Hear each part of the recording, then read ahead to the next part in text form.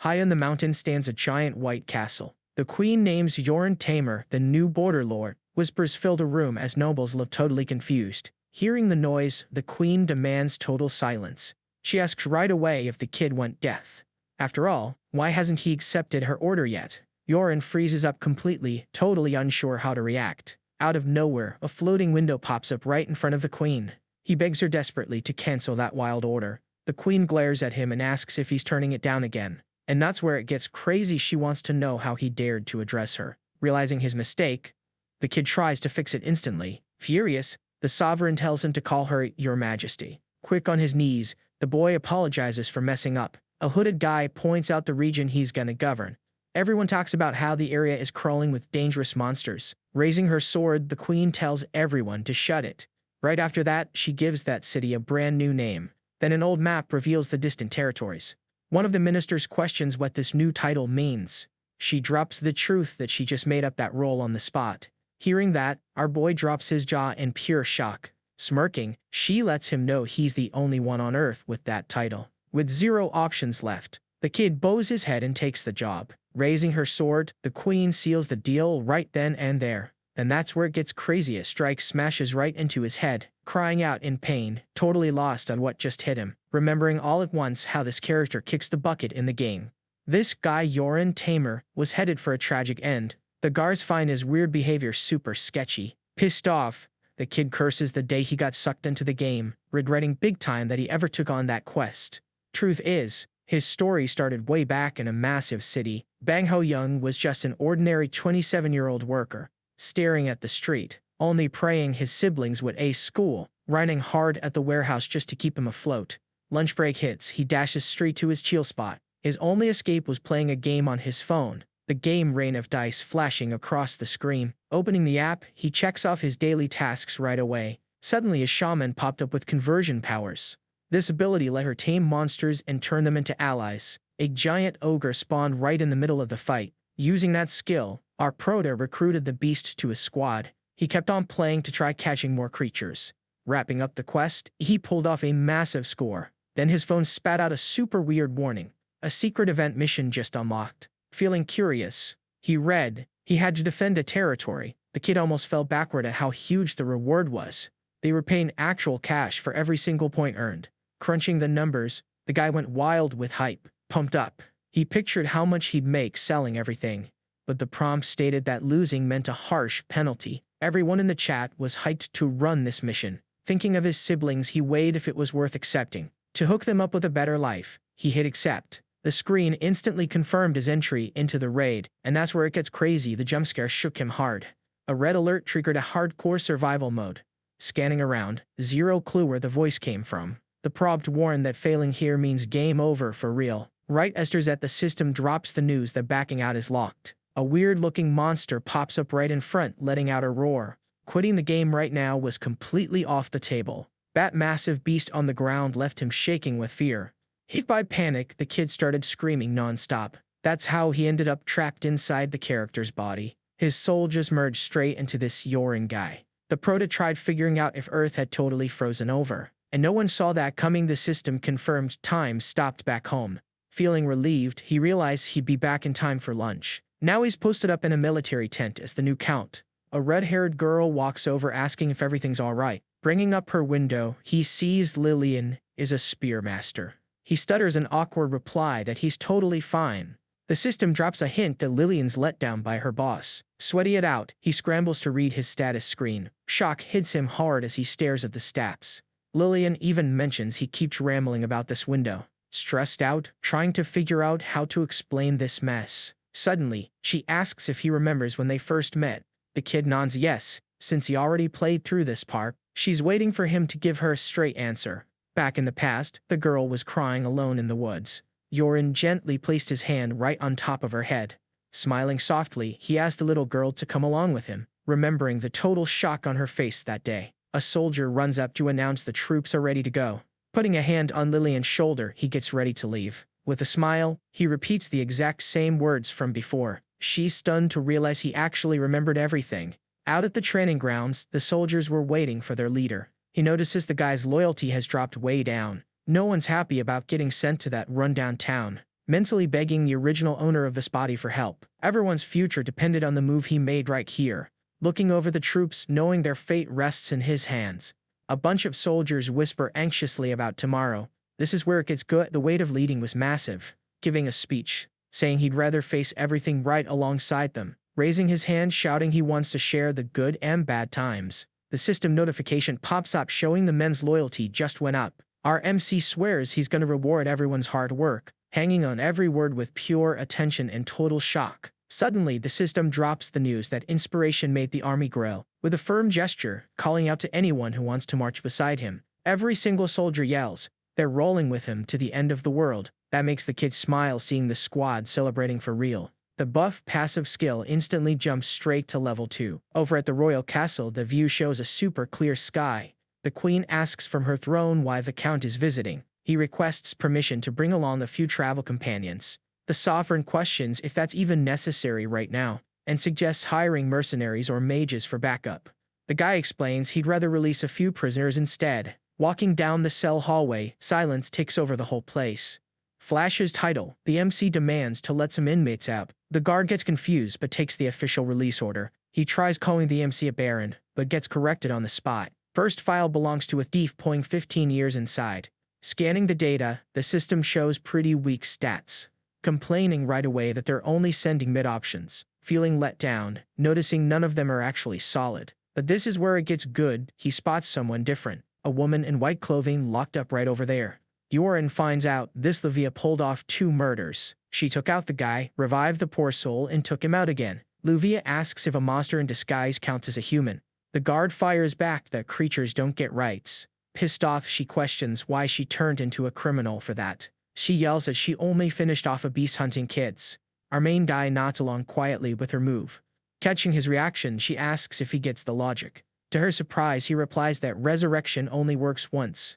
The priestess smiles, instantly vibing with his take. She swears she would have taken him out 100 times if she could respawn him. Saying sorry, she introduces herself, and her status drops her value. The system shows her holy power sits at a way too high level, proving that even being dangerous, she's totally worth it. Luvia spots his interest, and the kid introduces himself straight up. Dropping the pitch, he asks her to join his territory as priestess. Shock hits her face hearing all those crazy perks on the table. Stepping closer, he promises she'll get to punish the bad guys. Pleased with the deal, she joins the crew with zero hesitation. Shaking hands, they seal the contract for the territory right there. Walking down the hall, they reach a totally different cell block. The guy notices the ceiling drops way lower around here. Turns out this section holds prisoners for minor races. Stopping by a cell, he spots a half-breed locked up for stealing. Asked about the crime, the guy confesses he stole a house deed. He claims he just wants to live with the woman he loves. Finding the motive wild, our MC checks the guy's status window. The system drops the name Bounal and a talent with slingshots. Touching the stare, Bounal shows off some razor-sharp instincts. On top of that, the dude's a mercenary skilled in dungeons. He's cracked at spotting and disarming deadly traps. Thinking fast, the proto knows that skill is absolute gold. The kid mentions he still has 6 years left behind bars. Tears flowing, he gripes about the trash food and hard labor. Playing it smart, the kid uses that weakness for a plan. He offers freedom and good meals every day at the estate. Butternall doubts it, saying he can find food anywhere. Right after, the proto asks the guard about the dinner menu. The inmate hears about tonight's slop and even sweats in fear. Desperate now, he agrees to head to the estate without a second thought. Smiling wide, the count welcomes the new ally. Later on, we see the massive mansion he got before. He recalls having only a single butler and maid there, but the butler ran off in terror upon learning where they were going. Feeling worried, the kid thinks about the maid who stayed behind. 4 years back, he rescued a group of hostages. A guard warned that the little girl right there had nowhere to go. That pink-haired girl didn't even want to leave the place. Yoren walked up to her and asked if she was all alone. Looking down at the little one, he invited her to come along. The little girl looked surprised by that sudden kindness. Back in the present, the proto thinks about selling the mansion. Pumping his fist, he wants to flip the place for cold hard cash. The maid pops up looking scared, thinking she's about to be sold. Peach lets out a huge sigh, glad it's just the house. System pop-up shows her loyalty is totally maxed out. Smiling wide, she vows to follow him to the end. With a scary glare, she drops a warning about getting dumped. System flashes a red alert saying letting her go costs 1,000 points. Sitting right there, our proto knows he's never spending that. Feeling awkward, he hears her call him master again. Peach steps in close asking if his head hurts. Pulling back, he asked for a little bit of breathing room. Pouting hard, she acts like he's showing zero affection, trying to keep cool. He just wants standard personal space. He tells her to use his title, but she sticks to master. Our prota appreciates the backup, but lays down a serious rule. Nodding along, she agrees to the deal. The Count takes her loyalty, but demands strict obedience. This journey ahead is going to be rough and brutal. Zero luxury or comfort waiting for them out there. Peach listens close, taking in every single hardship. Leaving the choice open, he lets her handle things. Whatever she decides, it's a huge help to him. A pop-up drops telling him he unlocked an achievement in 20 points. Caught totally off guard, he stares at the screen. Pumped up, Peach swears she's following him anywhere. Right after that, the system flags her affection spiking big time. Smiling it off, our guy takes the help and promises to settle pay later. Nearby, someone grumbles that the warhorse refuses to listen. Glaring at the kid, the beast lets out a heavy snort. Stats show the creature rejects anyone except its old owner, but the system notices the horse senses how much he leveled up. Screen prompts pop up to tame the beast, spending points or not. Crying inside at wasting hard-earned points on this. Lillian finds it weird watching the Count acting like a rookie. Thinking of his little sister, our hero decides to name the horse, shouting out the new name with serious confidence. And that's where it gets crazy. The horse Mayong accepts the taming right away. The animal neighs and bows down so he can climb aboard. Perched in the saddle, our prota celebrates, while the girl loses her mind. That whole stunt boosts the horse's loyalty stats even higher. Hyped up, the young Count tells everyone to hit the road. Fordwick Route stands out as the main highway connecting the capital to everything. She points out the magic barriers lock out any monsters. Riding through, the kid thinks the trip takes way too long. Lillian rolls up right beside him to chat about the road ahead. She drops a warning that a serious message just came in. He tunes in fast, seeing her face locked in deep tension. But then he asks why she skipped resting like he told her to. The helper says sorry, and he tells her to spit it out. Word is that monsters just popped up on the route to Rainfa. This hits our boy hard since that highway was supposed to be safe. Lillian swears it's legit and claims she spotted troops marching out. Heavy on his mind, he rests a hand on his forehead, worried. She asks if they're pushing through or taking a detour. Running the numbers, the kid weighs every angle before making a call. The system pops open two crystal-clear choices for the player. Route 1 brings monsters but drops huge rewards. The detour keeps everyone safe, though it drains way more supplies. He's stuck in a tough spot between high risk and playing it safe, suddenly asking for Lillian's take, catching her completely off guard. Lillian replies she's down for whatever path he picks, and suggests keeping the monster news a secret from the rest of the crew. She's terrified the news will trigger total panic among civilians. Our MC disagrees, claiming the truth is always the best path. Lillian apologizes right away for speaking out of turn. He reassures his helper, saying he totally gets her worry.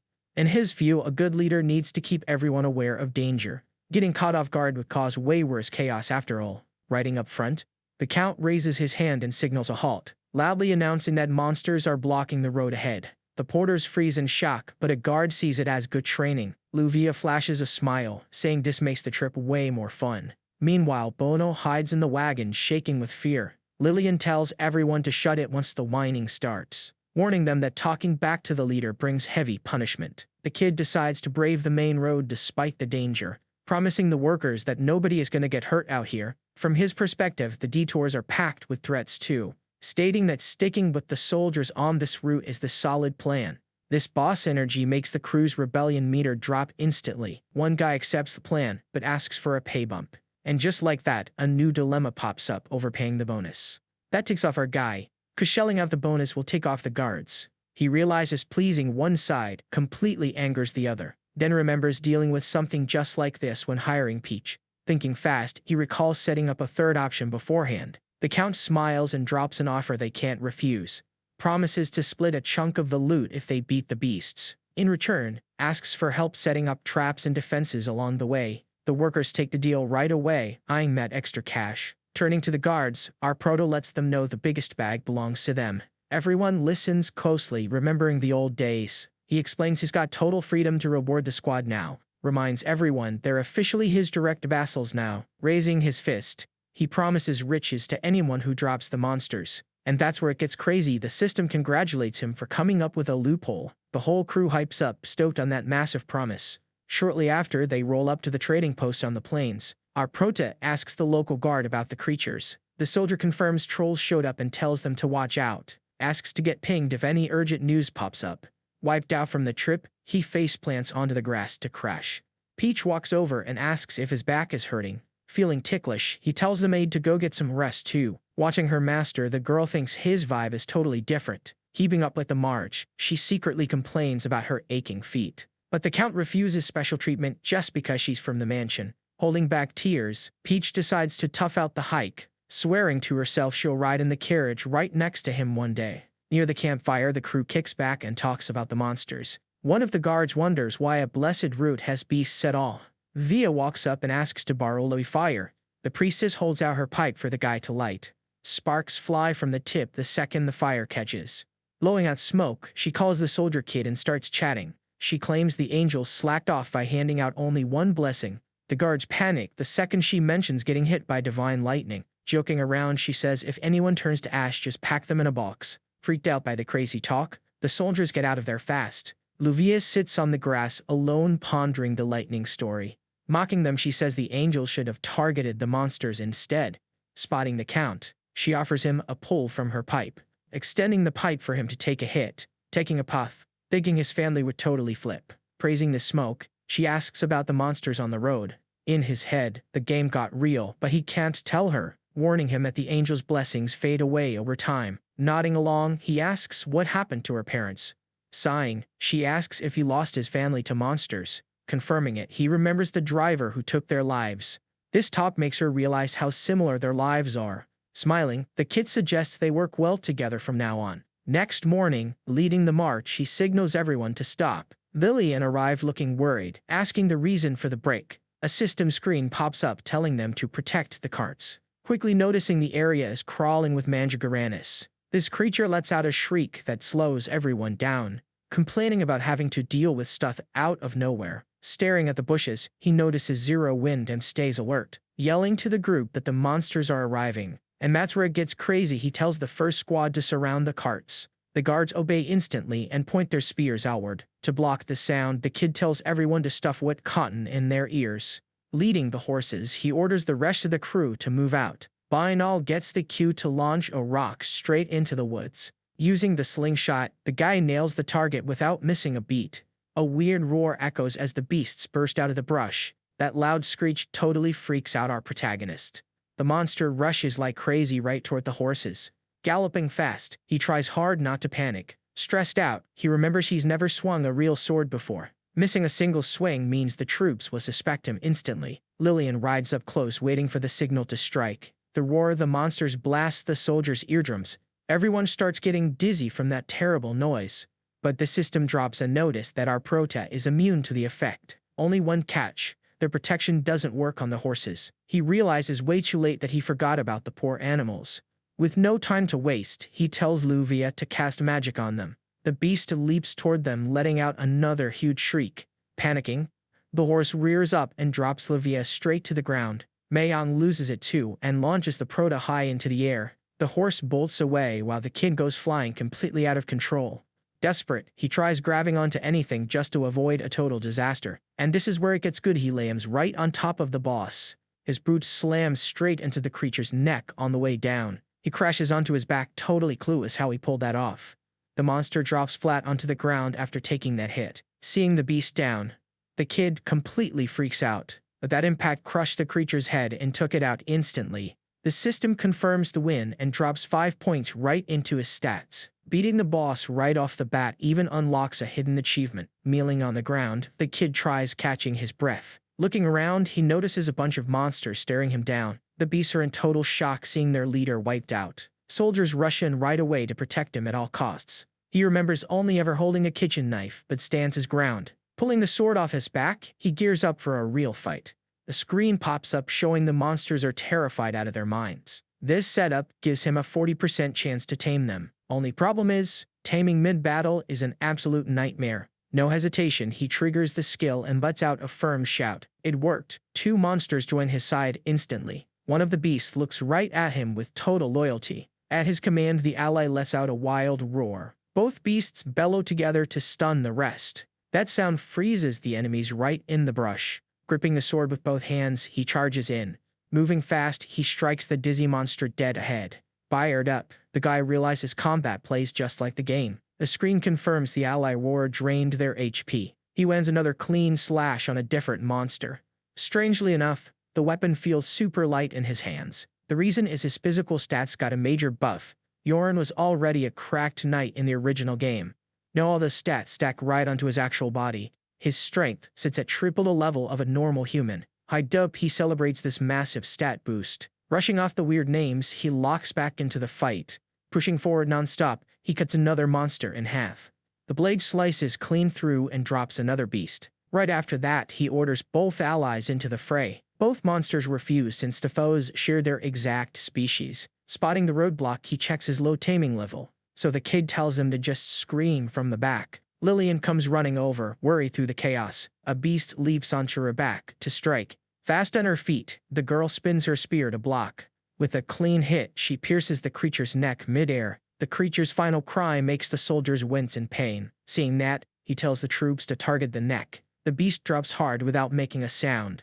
He sets up the creatures to trade off their screams non-stop. And that's where it gets good.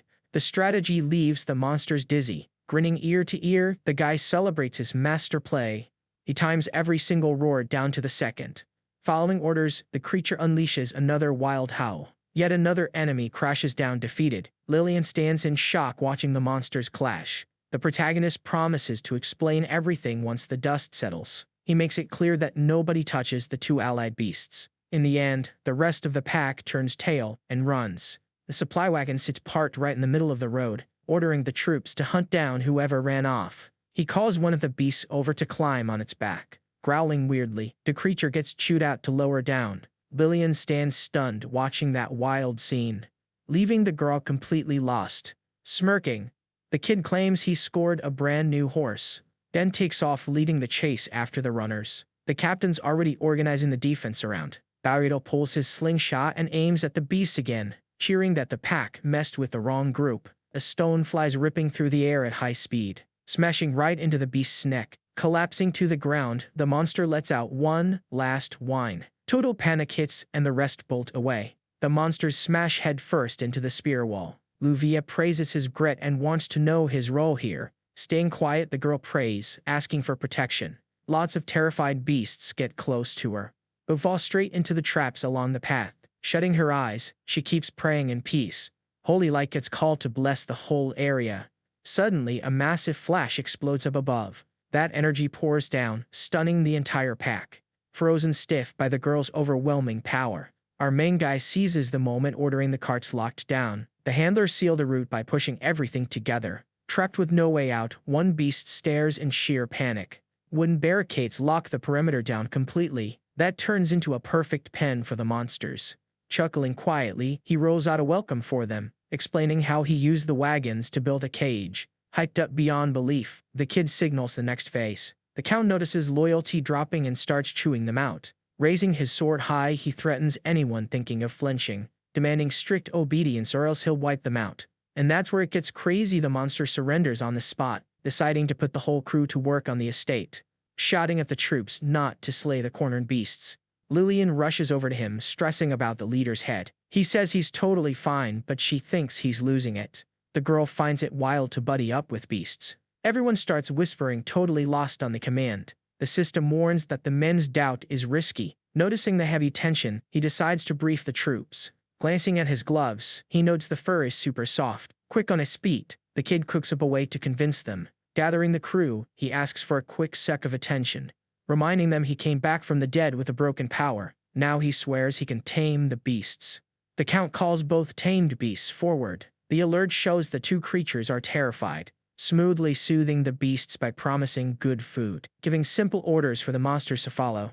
The men drop their jaws seeing the beasts stay chill. He praises the beasts and tells them to head back. Stunned, a guard notices they aren't even trying to bolt. Lillian admits to the crew that the beasts helped out, showing off the horns. He says they work for transport. Griping a horn, he asks if they know his power, dropping the news that the tips pack insane healing power. Calling Peach over, asking for some boiling hot water for the test, pulls Soldier Yak right in front of everyone, reading the guy's exact pain, leaving him totally shocked. handing over a brew made from the monster's horn, telling him to drink up, promising it fixes everything. Taking a sip of the remedy the main guy made, right away the soldier feels better and gets stunned. Buvia stares at his hand, finding it hard to believe, confirming his health bounced back completely. Even complimenting his soft hands, making him shy, the Count promises to share this healing with everyone, flexing how great it is having easy access to this medicine. The beast nod along when talking about trimming the horns. A soldier mentions that taming monsters is just stuff of legends.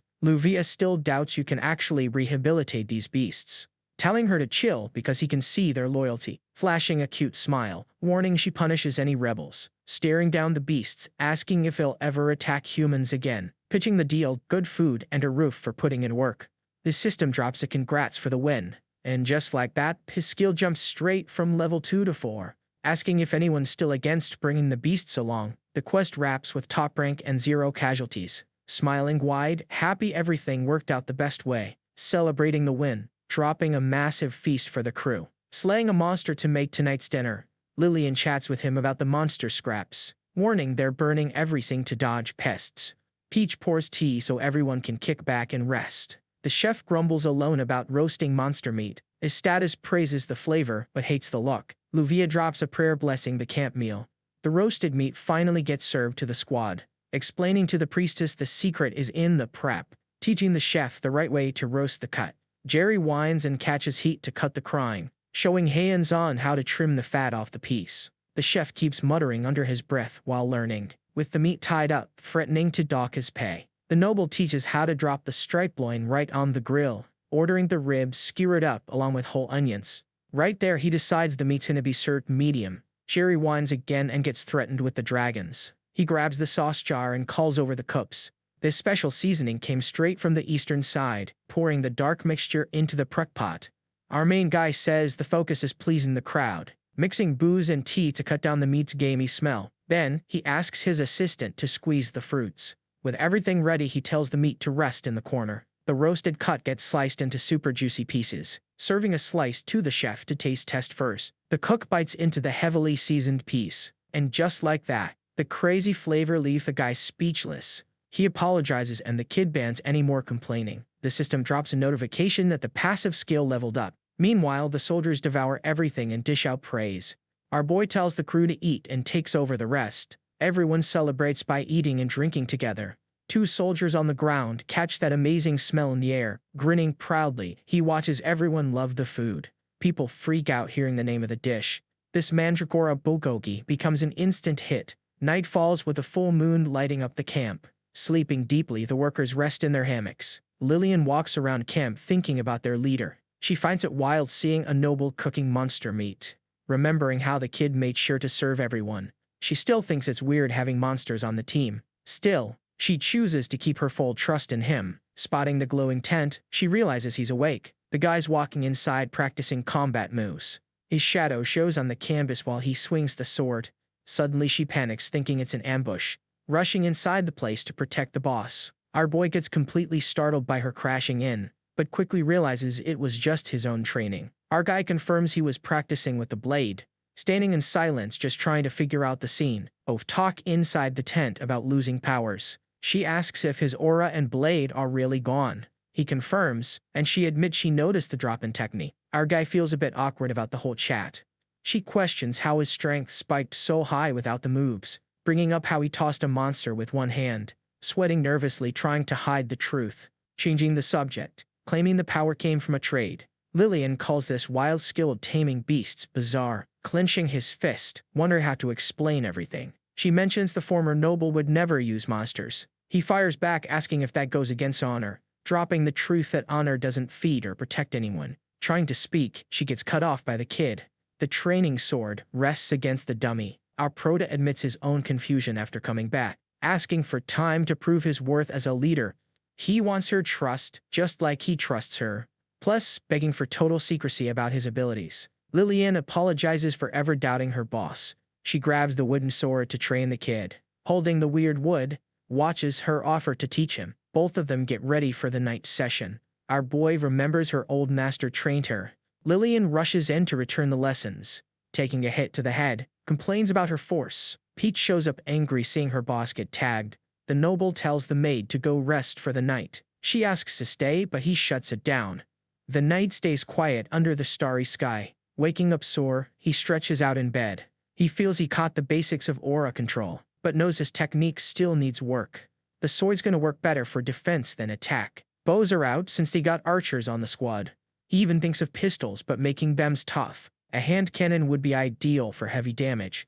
Fighting from afar skips the close danger. Suddenly the system drops a gunner skill. The proto gets hyped, but knows he needs resources. Plus, the whole area is packed with monostons. Remembering he's got one stashed in his inventory. Crafting a weapon means finding top-tier engineers. Dwarves or mages work best to build a project. Our guy recalls spotting dwarves back in prison. Picking between mages and dwarves pops on screen. Suddenly, a soldier rushes inside the tent. Guard panicking over sudden attacks on the villages. Urgent call for backup reaches the front lines. And just like that, everything changes. He sprints to fight the troll. Roaring loud, the monster tries to crush our proto. Recalling the girl's advice, he leaps to dodge. Charging right back with max speed for a counter. The blade slices the monster's chest mid-swing. Realizing right away that skin's way too tough. Blade's aura fades out the second he loses focus. Furious beast charges forward wielding a giant axe. Shocked to see the creature healing so fast. Dodging quickly to keep a safe distance away. Stepping back fast to gear up for the next hit. Charging in with his sword to hit the troll once more. But the beast notices the fast healing and takes the hit head-on. Our hero spots this trick and reads the danger. Running fast, he goes for an underhand strike. Going all out, driving a brutal knee right between the monster's legs. Instantly, the troll howls in pain and drops to its knees.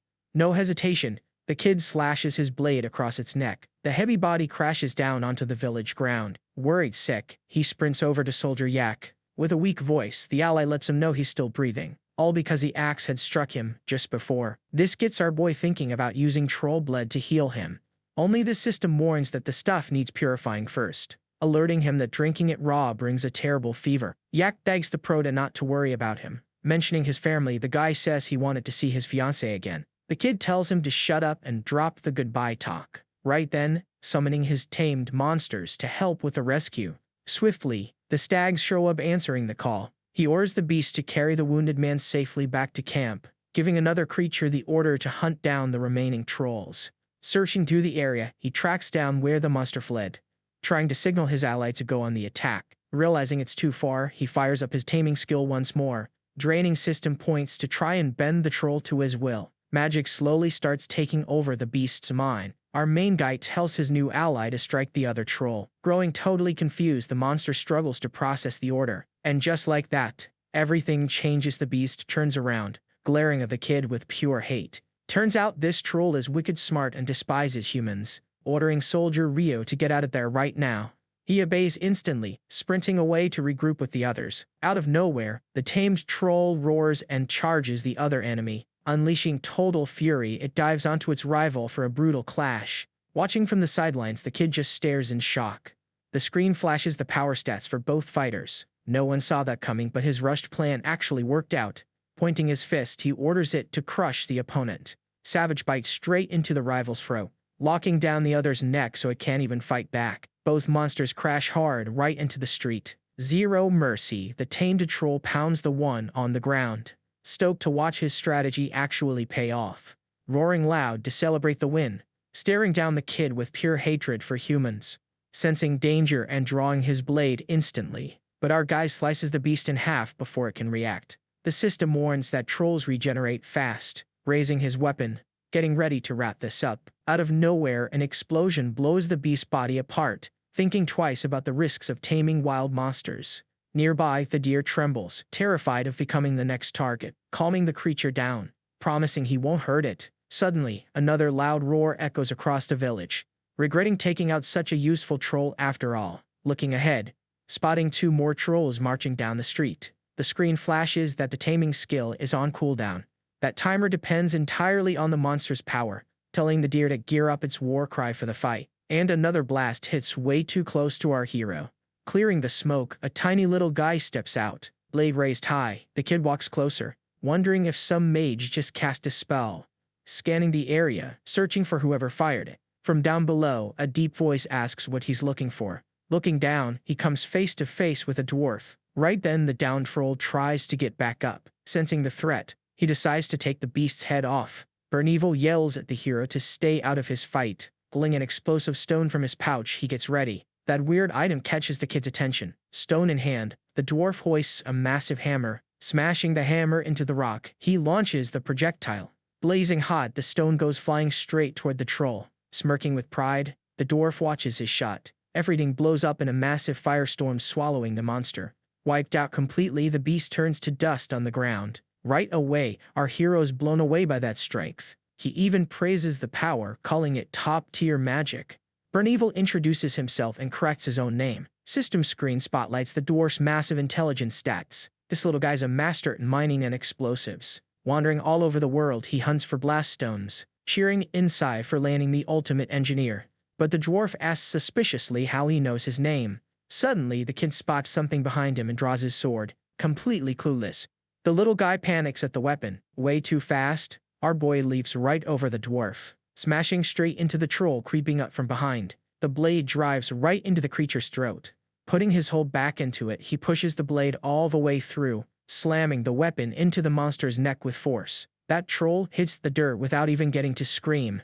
Finally, our boy takes a deep breath of relief and casually slides his sword back into the sheath, wiping sweat from his forehead, letting out that sigh. Bernieval grabs his hand, noticing the marks from the fight. Chuckling it off, he mentions getting his hand all dirty. Full of respect, the little guy thanks him for the save. Right nearby, a kid is crying alone in the rubble. A woman crying desperately right in the middle of the rubble. Luvia watching that scene and mourning the chaos is about to start over, puffing on her pipe, completely unfazed by all the drama. In tears, the crowd begs her to bring the fallen back. She just tells them to gather all the bodies in one spot. Suddenly, the people get pissed at her cold attitude. Hearing all of that, our main guy gets pretty worried.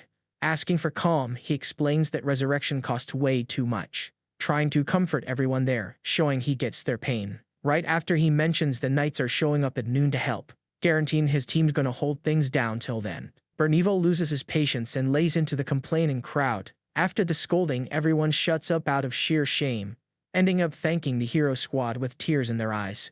System drops the good news. The passive buff just leveled up. Inside the camp tent, the dwarf chats with our main guy. Peach storms in annoy because the short guy talks without respect, proudly claiming she's the official maid of the count, only for the dwarf to mock her as a servant, ticking her off big time. Our hero asks for beer and snacks, but the dwarf cuts off the tobacco. Taken aback, the kid finds it weird a dwarf turning down tobacco. Bernieval keeps it real, smoking ruins the nose for gunpowder. Ordering dark beer, he tells our main guy to send Peach to fetch it.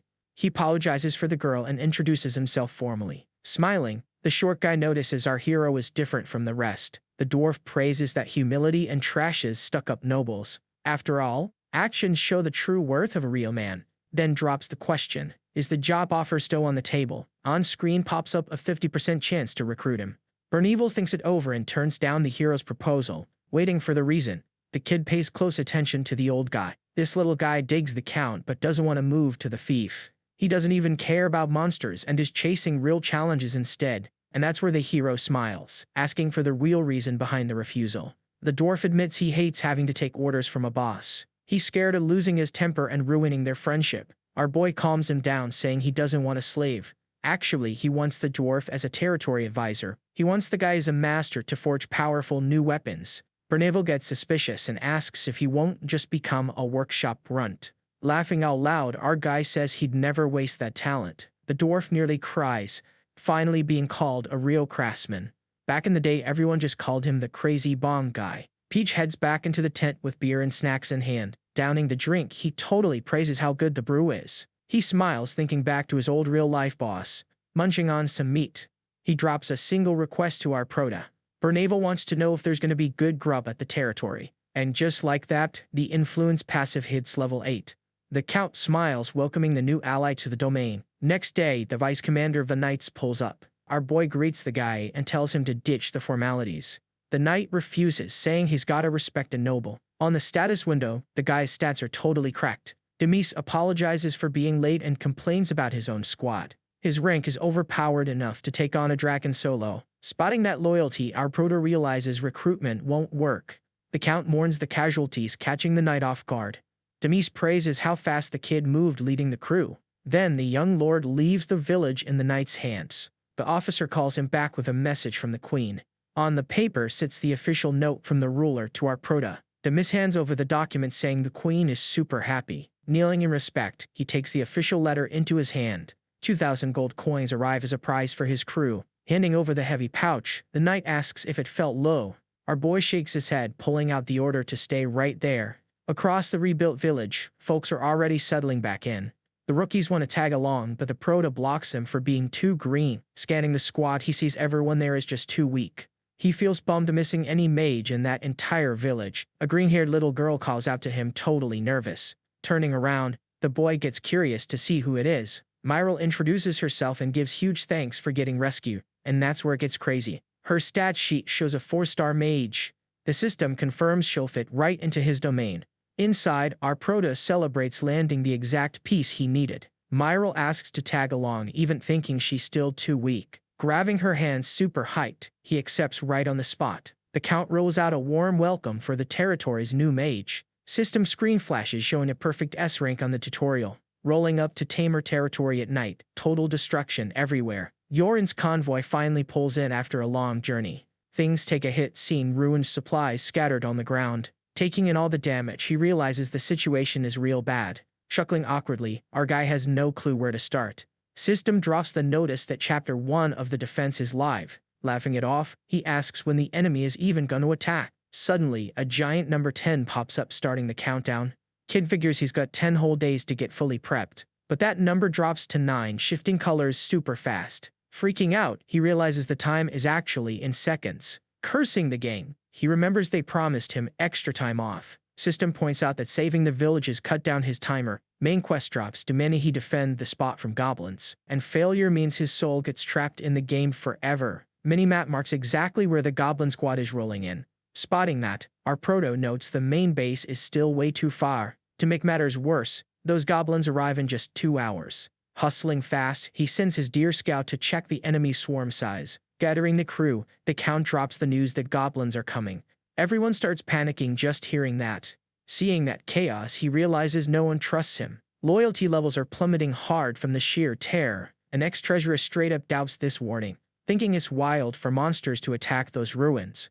On screen, the name Duanolarion pops up as the old treasurer, quickly showing the guy is cracked at administration. The prota decides to bet his own position if he's wrong. With no options left, he puts all the lands on the line, guaranteeing his squad is going to lock down the territory. Lillian asks if he lost his mind wagering everything. Chuckling, he explains resurrection, sharpen his intuition, passing that off as a side effect of magic. Moving fast, the kid locks in on defense. The girl shows total trust in her leader. Nodding back, he dashes off to set up the defenses. Here comes the deer, warning about 50 goblins close by, reporting that a black fog blocks the pass. Processing that intel, the guide tries figuring out the fog, asks the system for a way to see better, hoping to check if he can share the beast's vision. The interface unlocks level 1 sympathy, and just like that, everything changed. The skill dropped right on time. According to the system, the bonus came from his steady progress. Stroking the deer, tells it to focus his mind. The creature closes its eyes and links up with the guy.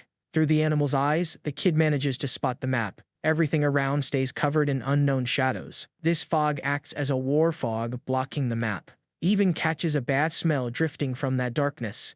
Touching its fur, the connection gets even stronger. He suspects this stops deaths in the starting zone. The system prevents those cheap game spawn kills, so nobody can jump anyone who just spawned in. Any trespasser in that zone takes heavy penalties. Smirking with confidence, ready to crush the first wave, the wagons start rolling out alongside the troops. 2 wagons haul all the gear and materials. Spears in hand, the soldiers march in tight formation. That whole crew marches steadily toward the district. Suddenly, one of the wheels gets completely stuck on the road. Men push with everything they've got, but it won't budge. Our MC heads over there to check what went wrong. Spotting a broken axle, he tells them to strip the damaged part. Rolling up his sleeves, he helps lift the heavy frame. Bernieval watches the whole thing, grumbling about humans. He sees the guy struggling just to move that thing. Lashing out in anger, the dwarf decides to step in, yelling at the kid for trying to carry the whole load alone. Swinging his hammer, he fixes everything in seconds flat. The fresh wheel drops in with heavy timber reinforcement. Bernibel asks if the plan is using this for a barricade. Right away he teaches them to unlatch the front wheels for shields. Everyone follows the tip and sets up the wood defense. Our MC looks totally amazed by the dwarf's genius and signals the army to push forward with the new gear. In his mind, the strategy focuses the entire strike on one spot. The map points to the hill as the best place to trap them. That high ground works perfectly for parking the archers. Deep down, the system warns that goblins hate hills. Myril gets scared facing all those monsters. He calms the mage down and promises to protect her. Remembering the weak spot to the creatures in the island, calling Yak, he passes all the orders to the team. Riding the deer, he gets ready to climb the hill. And just like that, everything changes. The mount climbs right up without breaking a sweat. During a chill walk, our lead gets questioned about his calm while holding a weird horned creature that won't stop yapping about running through mountain forests. Ignoring the creature's skills, the kid fires back that he knows those paws well from prepping pig trotters in the kitchen. He shuts down the talk, ordering the archers and the Balinal unit to mount up and speed up their advance. Jory the dwarf totally loses it at the wild idea of riding monsters to throw rocks. Shouting that he's refusing such a crazy order. Annoyed by his ally's audacity, the boy closes his eyes, taking a deep breath to keep his cool. After calling their plan unproductive, he decides to use his mercy energy to take full control of the situation. Suddenly, a blue system panel pops up, warning that the first wave starts in just 10 seconds. A detailed screen explains that each wave is a massive swarm of monsters and the stage has 10 consecutive invasions. As the countdown hits 0, the combat officially kicks off and the tension spikes. Grotesque goblins with purple skin and glowing red eyes emerge from the shadows, sprinting toward the defenders. Directing the defense, the boy orders the archers to aim for the enemy's rear to break their momentum. The purple monsters babble on the front lines, clueless that they're about to be hit by a deadly aerial counterattack. Now that the enemy is perfectly positioned below the cliff, the order to fire is given to the shooters up top. Piercing the wind, a massive, sharp arrow flies toward the target with scary precision. The first shot hits a creature square in the head, and that's where it gets crazy. The goblins start screaming as the massacre begins. Chaos spreads across the slope as the goblins shove each other in a panic, shouting useless orders that show how disorganized they are. Arrows keep raining down, taking out the stubborn monsters, so the leader tells Baunil to handle those still pushing through. Accepting the mission, the elf Boanil jumps on his exotic mount and guarantees he's got this covered. Without wasting a second, the elf starts spinning his sling to launch rocks at the horde with insane speed. One rock smacks an unlucky goblin right in the face, leaving the rest of the pack totally spooked by the surprise attack. Desperate to defend themselves, the monsters try to organize their spearmen while realizing the humans blocked the main path. Staring at the road blocked by rocks and broken carts, the goblins grunt in shock, realizing they walked into a trap. Their only way out is to scramble up the rocky slope in a total panic, screaming at each other to climb faster. From the hilltop, the human spearmen use the high ground to poke at the monsters trying to climb up, stepping on their fallen allies to gain height. One selfish goblin proves their teamwork is basically non-existent. Another desperate monster screams for everyone to keep climbing, even if they have to use their own comrades as steps. Seeing the siege is working perfectly, our lead Ho Young takes charge and orders the archers to cease fire. He tells Bomol to keep throwing rocks, joking that it'd be boring if the elf just kept repeating lines instead of attacking. Then, the boy gives a direct order to number 16, telling it to head down the hill to grab another bag of rocks. He immediately turns to number 8, warning that retreating isn't an option, and ordering it to get back to the defense line. Ronnie takes a jab at the protagonist, questioning how he's riding so well when he hasn't even mastered the basics of mounted combat. Ignoring the critique, he decides to show off his skills, charging in with a powerful blade strike to end this fight for good. The red-haired warrior notes his aura control has had a serious glow-up, though it's not quite at his pre-resurrection level, joking if she's a great mentor or if he was just a natural. With a plan in mind, he redirects his mount and tells number 8 to change course while Ronnie watches the maneuver unfold. Locked in, he adjusts for a direct impact, channeling all his focus into piercing through the enemy's defenses once and for all. Seeing the group closing in fast, the goblins panic and decide to retreat before they get taken out by that wild human on his strange mount. Desperate as the humans approach, the goblin scrambles for cover, realizing his escape attempt has failed miserably. And that's where it gets crazy. He's in total shock, letting out a guttural cry as he stares death right in the face. With one swift, precise cut, the warrior's blade tears through the air, leaving a trail of energy that kills any chance of escape. Only the aftermath remains on the ground, proving that not a single goblin could dodge his relentless assault. Staring at the scene ahead, the protagonist furrows his brow, wondering where this thing even came from. Out of nowhere, an imposing creature appears standing out from the common goblins with its massive frame and metal armbands, signaling a higher rank or a serious power spike. A red alert flashes on his screen like a system notification, warning that a dangerous boss has just entered the battlefield. No one saw that coming. He's confused why the Goblin Poison Commander showed up this early, which shouldn't even be possible in the stage. Looking closer at the bizarre creature, the commander looks intimidating with purple skin, glowing red eyes, and a vicious bite that says this fight is going to be way tougher than expected. Checking the monster's stats, the system shows it's got solid rank C+ strength and decent leadership, proving it's a true elite commander. Plus, the screen reveals the big guy isn't very smart, leading the horde through fear, hating to retreat, and having a tiny 4% chance of surrendering. Intrigued by this weird appearance, he asks his status window why a mid-level boss spawned in the first round. The system explains the stage difficulty actually dropped because of his flawless performance so far. Additional messages highlight that his excellent command, physical skill, and smart use of terrain were the main factors making the mission easier. The guy complains about not getting better loot, realizing the ease reduces rewards and wondering why the game didn't just ramp up the challenge for rarer items. A new floating note warns that the variable difficulty system kicks in automatically whenever the Guardian joins missions personally. Totally annoyed, he grumbles that this rule is absurd, since keeping the difficulty low means holding back and risking his precious warriors. Confirming that rewards scale with difficulty, the interface leaves him frustrated, wishing this crucial info had been explained way sooner. To top it off, the system throws some shade, claiming his memory is so short he wouldn't have remembered 10% of the rules if they told him earlier. With a sheepish smile, he admits that the brutal honesty coming from his own game interface is weirdly comforting. The blue screen signs off, promising to keep dropping tips at the right time to keep him from getting overwhelmed by data. Trying to get one last edge, he asks if the diary will still grant extra mercy points if he manages to win this fight. He decides it's not worth risking his allies, pretending he isn't worried and choosing to handle the threat in a much safer, focused way. Pointing to the horizon, he orders all archers to focus their fire solely on that giant monster commanding the horde. A rain of arrows streaks across the blue sky, leaving wind trails as they head straight for the enemies.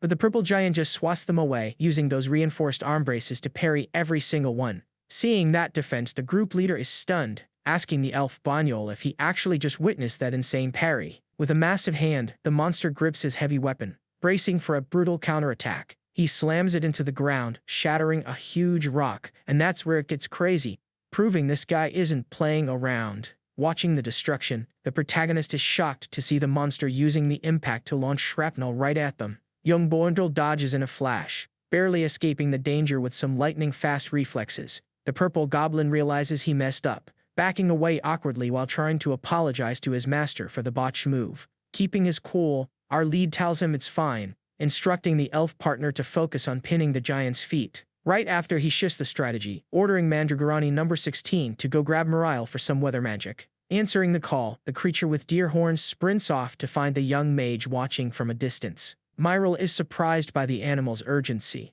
looking at the situation with a worried expression, totally confused. Clutching her wooden staff, she approaches the group timidly, asking if they really need her help.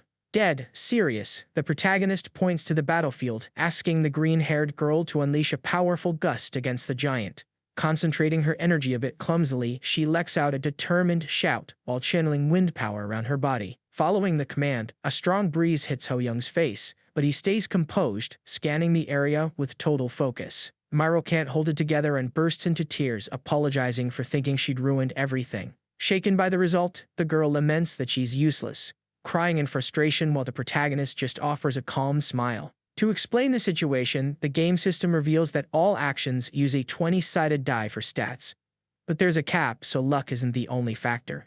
This limit rule keeps character power from hitting the ceiling, preventing anyone from becoming too OP even with a perfect roll. Wiping her face, the green-haired mage tries to stop crying, telling herself she needs to stay composed in the face of danger. The lead realizes her real problem isn't bad luck, but a lack of confidence blocking her mana flow. Without judging, he says that panicking in the middle of a fight is just a human reaction. His advice is to relax and focus on a light breeze to throw the giant off balance. And that's where it gets good. The purple-skinned creature with red eyes starts sweating, realizing he's now the main target.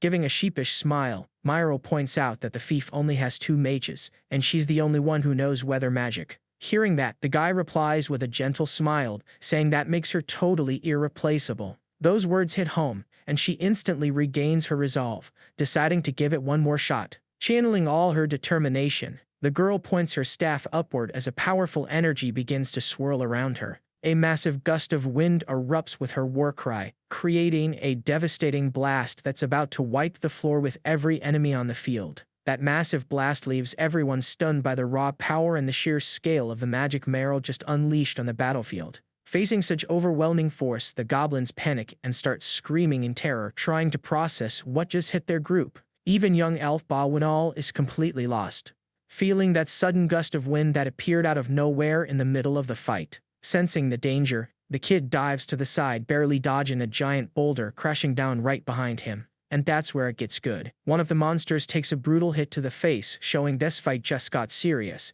Massive rocks are flying across the field like they're nothing, launching the invaders away without giving them a chance to defend. Trying to react to the chaos, a spear-wielding goblin swings at the air with everything he's got to try and hold his ground. But then, another creature takes a direct hit to the head and goes flying while letting out a cry of pure agony. A literal rain of debris and bodies covers the battlefield, leaving the horde of monsters completely disoriented. Seizing the opening, Ho Young shouts for Bawunal to throw those bags he's been carrying. Following the leader's command, the heavy sacks are launched with massive force right into the center of the enemy crowd. The moment those bags burst open, an absurd amount of water gushes out, creating a violent flood across the terrain. Swept away by the sudden current, the purple-skinned monsters are helpless, unable to stop the advance or mount any kind of counterattack. Desperate, one of the leaders tries to rally his troops, yelling at them to hold their defensive formation. Finally, the dust starts to settle as Miro and the protagonist watch the horizon, seeing the survivors retreat after that monumental beatdown. Panting from the effort, our lead admits that sending everyone flying drained almost all his energy while Miro listens closely. He hops onto his horned mount and notices the surviving goblins are all huddled together down there in the perfect spot for a final strike. Right after that, the boy rides over to find the veteran dwarf Bernabal, who's already positioned on the hill, waiting for his lord's orders. Jory shows up looking impatient and complains about the wait, joking that he almost died of boredom just standing around. With a cynical smirk, our lead reaches up and clicks the glowing blue pendant hanging around his neck. Setting the stage for destruction, he warns that it's finally time to show those green creatures what real firepower looks like. And just like that, a massive metal structure appears on the battlefield, looking like a heavy artillery cannon ready for war. The green-haired mage is totally shocked, jaw on the floor, having no clue what that bizarre contraction in front of her is. Laughing at her surprise, the lead explains in a laid-back way that he got that weapon as a bonus with his Medal of Honor. Still confused by the answer, Myril tries to repeat the name of the gear, wondering what a mortar is supposed to do. Showing a glowing blue stone in his palm, the boy explains that this relic lets the user customize their magic element however they want. The intense glow of the stone leaves the young mage stunned, realizing the lord is holding a primal crystal that's incredibly rare. Proud of his new toy, the protagonist guarantees the crystal is 1,000 times more powerful than any elite magic staff she's ever seen. To put his final plan into motion, he decides it's time to open his system status screen and calibrate the item's power. The virtual panel quickly lights up, confirming the mana crystal is now set to explosive propulsion mode, ready to cause total chaos. With the blue mana crystal glowing perfectly in place, the kid congratulates Bernabal on the top-tier craftsmanship that fixed the design flaw. Bernabal laughs off the praise, grumbling that it looks just like a bowling ball, confirming the design is exactly as planned. Hoisting the heavy stone ammo with a ton of effort, the boy gets ready to drop the sphere into the mortar's muzzle. Blown away by the finish, our lead praises the precision the dwarf used to make the rock perfectly spherical. As the big test moment arrives, the kid flashes an excited grin and orders everyone to prep for the shot. Suddenly, a glowing blue notification pops up, letting him know the passive skill cannon user is active to help with aiming. The system then hits him with a direct prompt, asking if the Guardian wants to give an official name to his new prototype weapon. Thinking it over for a second, he decides to just call it the Impact Cannon. Keeping things simple for this stage of the game, checking out the technical specs, the boy touches the iron frame to trigger the mechanism's secret commands. Right after, the panel confirms the Mana Stone is fully charged and ready to channel whatever element the Guardian picks. Setting the activation keyword to fire, he configures the main trigger that's gonna unleash the blast, focused on not wasting any energy. He tells the system to show a power scale from 1 to 100 and project the math right into his field of vision. And just like that, the interface updates, showing a graphic simulation of the trajectory based on the power used. This new virtual interface also explains that the higher his passive skill proficiency gets, the easier it'll be to nail targets on the battlefield. With the aim perfectly calibrated, he locks onto the group of goblins in the distance and orders a shot at 15% power. The mana core starts glowing intensely inside the device as he pulls the trigger to release the programmed power, unleashing all that stored energy. A massive boom echoes through the valley as the cannon fires the projectile at high speed. Looking up in total fear, the guards spot the shadow of the giant projectile tearing through the clouds toward their camp. Those purple goblins hanging out down there go into a full panic, seeing a colossal rock plummeting right toward them. With the violent impact of the attack, the creature gets launched away into a cloud of dust and debris flying everywhere. Ho Young gets a bit annoyed realizing the enemy vanguard captain managed to dodge the direct hit by pure luck. Super hyped about the result, Jory says the new toy is insane, comparing throwing giant rocks to playing with marbles. Giving him a side eye, the kid asks if he was doubting the plan, making Burnable defend his pride by saying dwarves always back their partners to the end. Satisfied with the successful test, the lead asks Burnable for another explosive and jokes about the blacksmith's funny accent. The duo quickly gets into position to reload the massive weapon, and Burnable tells him not to worry about the next shots. Seeing his partner about to start hammering the frame again, Ho Young says it's not needed with the mana crystals, but the old warrior admits he does it on autopilot. Then, the fire command is given, with power set to 20%, releasing another loud blast that makes the air shake from the pressure. One of the surviving goblins widens his red eyes and freezes in panic, realizing another giant attack is heading his way. And that's where it gets crazy. A colossal explosion takes over the whole scene, releasing a wave of red heat that wipes out the enemies at the base of the hill. Remnants of the purple creatures are scattered across the devastated ground, proving the mana cannon's power blew past all their expectations for this first fight. Seakoob's jaw drops seeing that overwhelming power being unleashed by the Lord himself during the brawl. Facing such destruction, Jory is in total shock, admitting his stubbornness was wrong and the cannon plan was actually genius. The MC vibes with it, suggesting an upgrade to the ammo by shrinking the stones for bows, but the dwarf nearly flips out at the thought of using such light weapons. Irritated, the blacksmith complains he's no elf to be using a slingshot, preferring to settle things with raw brute force.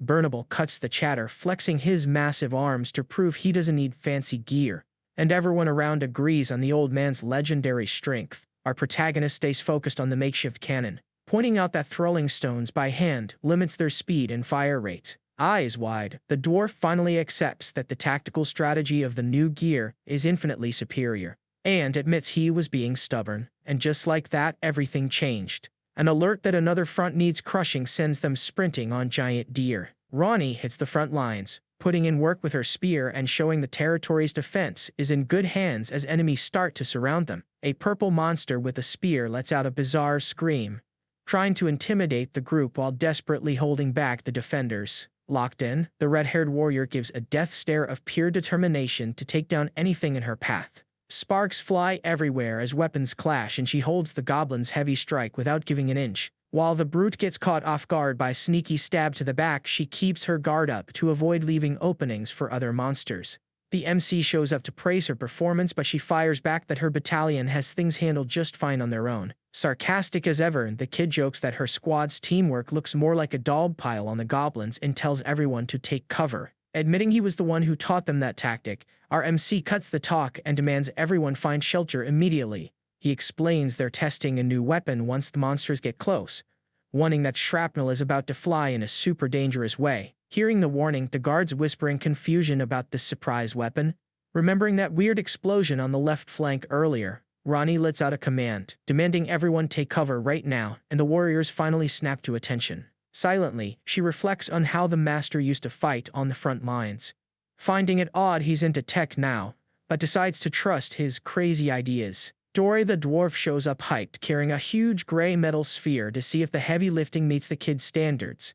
Satisfied with the design, Ho Young praises the result, while the little blacksmith wonders about the hole in the middle. With a dark look that's honestly chilling, the MC asks if he knows the traditional dish where a small pig is roasted inside a larger boar. Jory starts sweating, remembering the Totoji recipe, and has no clue why the guy is talking exotic cooking in the middle of a war. Revealing his twisted mind, the kid confirms the plan is to basically cook the goblins the same way, hiding a smaller bomb inside the heavy shell for a devastating effect. Shocked by the tactical cruelty, the dwarf drops a curse, wondering how that young brain comes up with such a wild plan to wipe out the enemy. Actually, this sinister inspiration came straight from the MC's past memories in Korea, recalling artillery lessons about an ancient explosive projectile called the Bigyo Chinchyojo. This weapon works like a timed fragmentation grenade, where the fuse burns slowly until it detonates the iron shell, spraying deadly shrapnel in every direction. Focused on spreading chaos, Ho Young asks Bernabal to drill more irregular holes in the metal spheres to make sure the shrapnel flies in totally wild, destructive patterns.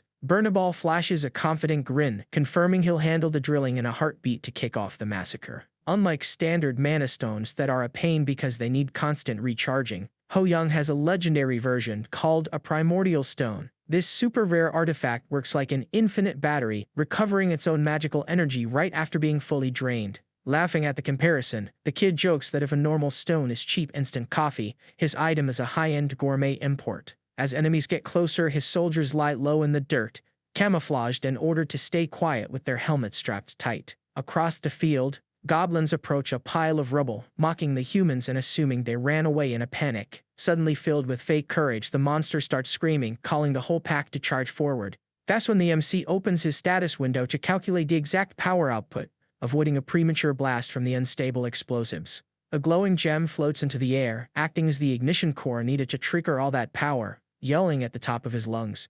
The kid authorizes a level 10 shot from his devastating new mortar.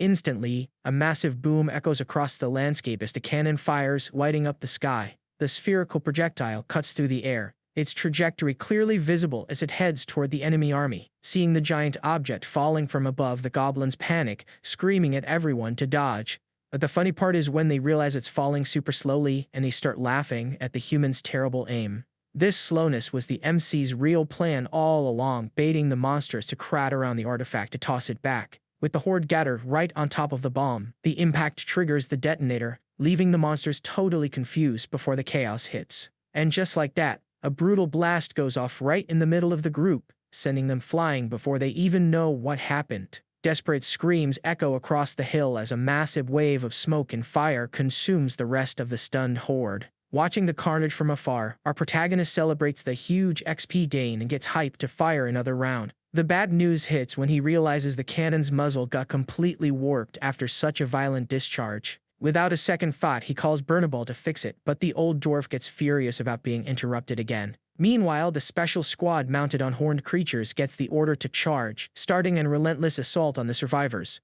Ho Young warns everyone that clearing the first wave fast is key to avoiding getting swarmed by the next group.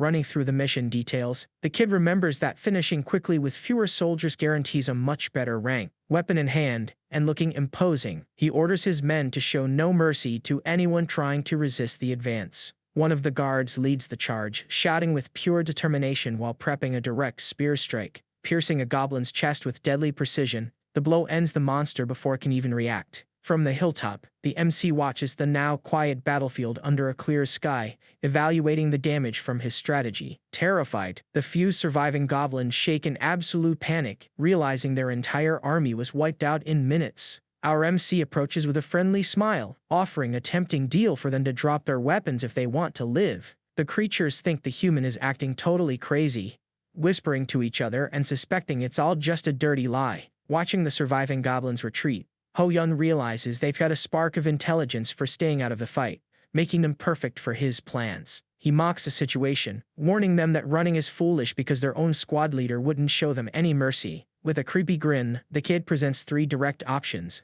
ranging from a painful end to a peaceful life under his command. The Mandragora servants start buttering up the boss, calling his territory a paradise, while the purple creatures think it's all just madness. Those talking plants keep trying to convince the prisoners with total sincerity about the perks of surrendering to their master. Completely shocked to see monsters defending a human, The goblins decide that surrendering is the only smart move to avoid the worst. Satisfied that his new area of effect mercy skill works perfectly, the protagonist numbers them 1 to 10 and orders them into a single file line, obeying instantly without a peep. The new squad of recruits lines up perfectly, accepting their fate as disciplined servants. One of the territory guards asks if it's safer to tie the newbies up, but the prota guarantees they don't have the guts to try anything. Looking at the trail of bodies left behind, he realizes real life is way more gross than a video game, where carcasses just vanish after a win. Suddenly, the kid turns to his new subordinates and asks if they'd really feel comfortable fighting their own kind. The little monsters grunt that they'd face their old cruel leader, but they'd rather spare the common goblins from the horde. Understanding their moral dilemma, the leader smiles, agreeing that forced fratricide is too much, and reveals he has a different task for them. As the wind blows into the clouds, the kid takes a moment to reflect on the win and map out his next administrative steps. He positions himself in the clearing, ready to delegate the cleanup work and save his main team some energy. With a firm gesture, the prota orders the group to finish the heavy lifting so they can finally rest in a safe spot. The goblins quickly salute with bizarre enthusiasm, confirming they've got the message loud and clear. Obeying without question, they organize the crime scene with surprising efficiency, arguing over where to stack the bodies to keep the entrance tidy. Having those bodies stacked at the entrance becomes a logistical headache as enemies use their own fallen allies as makeshift stairs to climb barricades and hide behind the pile to soak up damage.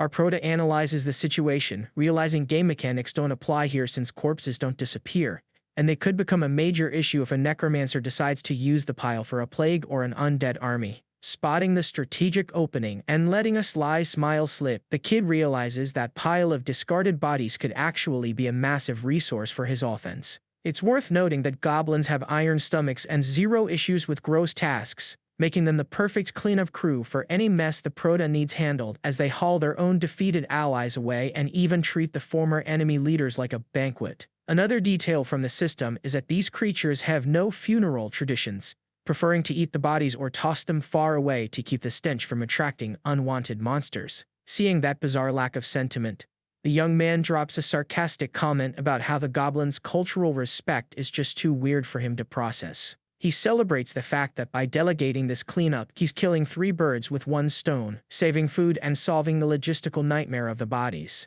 With that settled and his mind at ease, the kid turns his focus back to leading the territory and prepares to give new coordinates to his army. He dictates the new orders of the day, reorganizing everyone to ensure no one is overworked while coordinating healing and rest for those who need it. A system progress report pops up to show that the peace won't last long, with only 70 minutes left until the second wave, while the panel confirms 0 deaths and only 7 minor injuries. During the short break in the makeshift infirmary, one of the wounded soldiers gets super awkward and asks why the priestess is massaging his thigh when his injury is on his foot. Smiling mysteriously, Luvia ignores the question and justifies her hands in weird places by claiming she's just working on his tense muscles, insisting he just relax and enjoy the special treatment. Peach can't hide her excitement, blurting out how much she loves being this close to the protagonist, who's blushing like crazy from the sudden intimacy. Taking a break from the rush, someone preps a weird brew using mandragorani horn leaves to serve as a special tea for the troops.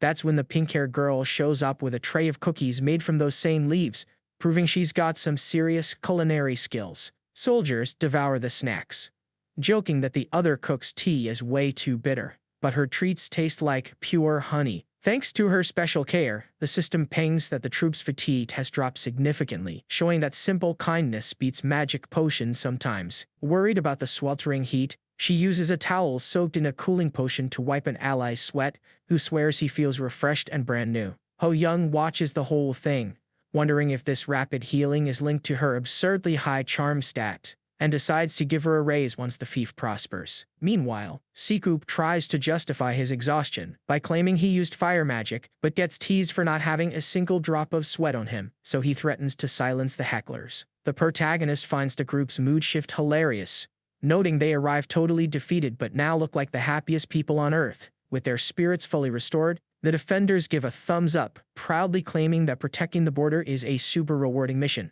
But the chill vibe gets cut short when Peach's expression shifts, and she gives a silent, laser-focused look that says she's got a hidden agenda. She flashes a calm smile, thinking to herself that she doesn't mind the hard work or the tiny paycheck one bit. After all, the maid is dead set on marrying her lord to inherit the title of Lady of the Fief and take control of the whole territory. Meryl watches the scene, totally clueless, while the pink-haired girl starts burning with a kind of determination that's honestly a little scary. Suddenly, the young mage jumps out of her skin when a mysterious sound comes from her own staff, making her leap in surprise right in the middle of the woods. Meryl timidly tugs on her lord's cloak to get his attention, and he turns around, looking curious, asking with a lot of hesitation about her previous magical performance. She begs him to be totally honest about what he thought. With a mysterious and slightly dark look, the protagonist replies bluntly that the result was actually pretty far from what he was expecting. And that's where it gets crazy. The green-haired mage lets out a huge gasp of shock, seeing her master look so disappointed.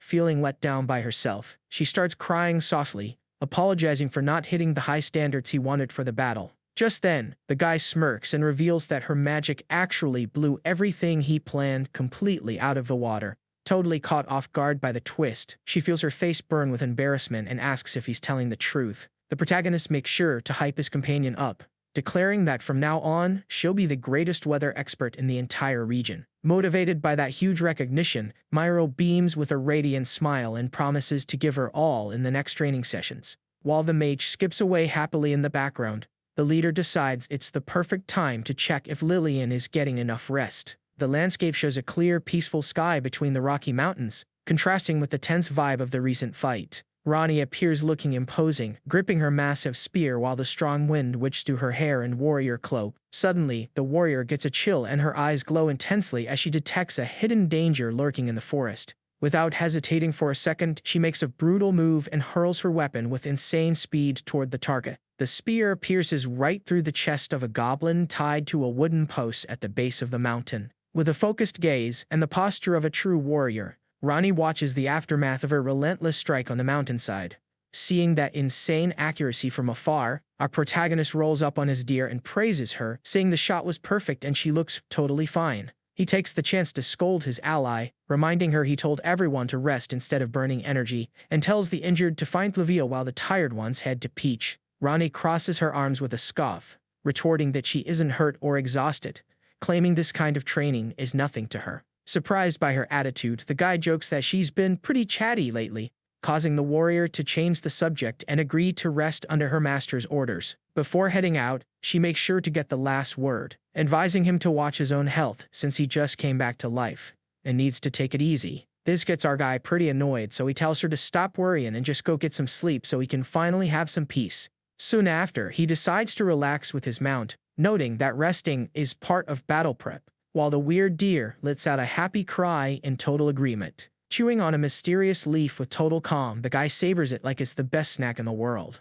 He explains the leaf is great for recovering stamina and starts planning to sell it as a premium local product, leaving the poor deer terrified that he's about to be sold too. Watching the goblins haul rocks in the background, Ronnie asks if he really plans to use those green creatures as livestock from now on. With total nonchalance, he confirms his plans to keep the horde under his command, claiming he did a nice mental makeover to make them work hard. The warrior sips her mud with suspicion and grumbles that she sees no use for them, getting teased by the leader who asks if his capable deputy can really handle everything alone. Suddenly, Rainey starts choking and spits out her drink in a panic when he points out the tea is actually made from those monster leaves. Trying to justify herself while embarrassed, she claims she's only drinking it to keep her physical potential up, but insists normal goblins are too treacherous and only good for being arrow shields.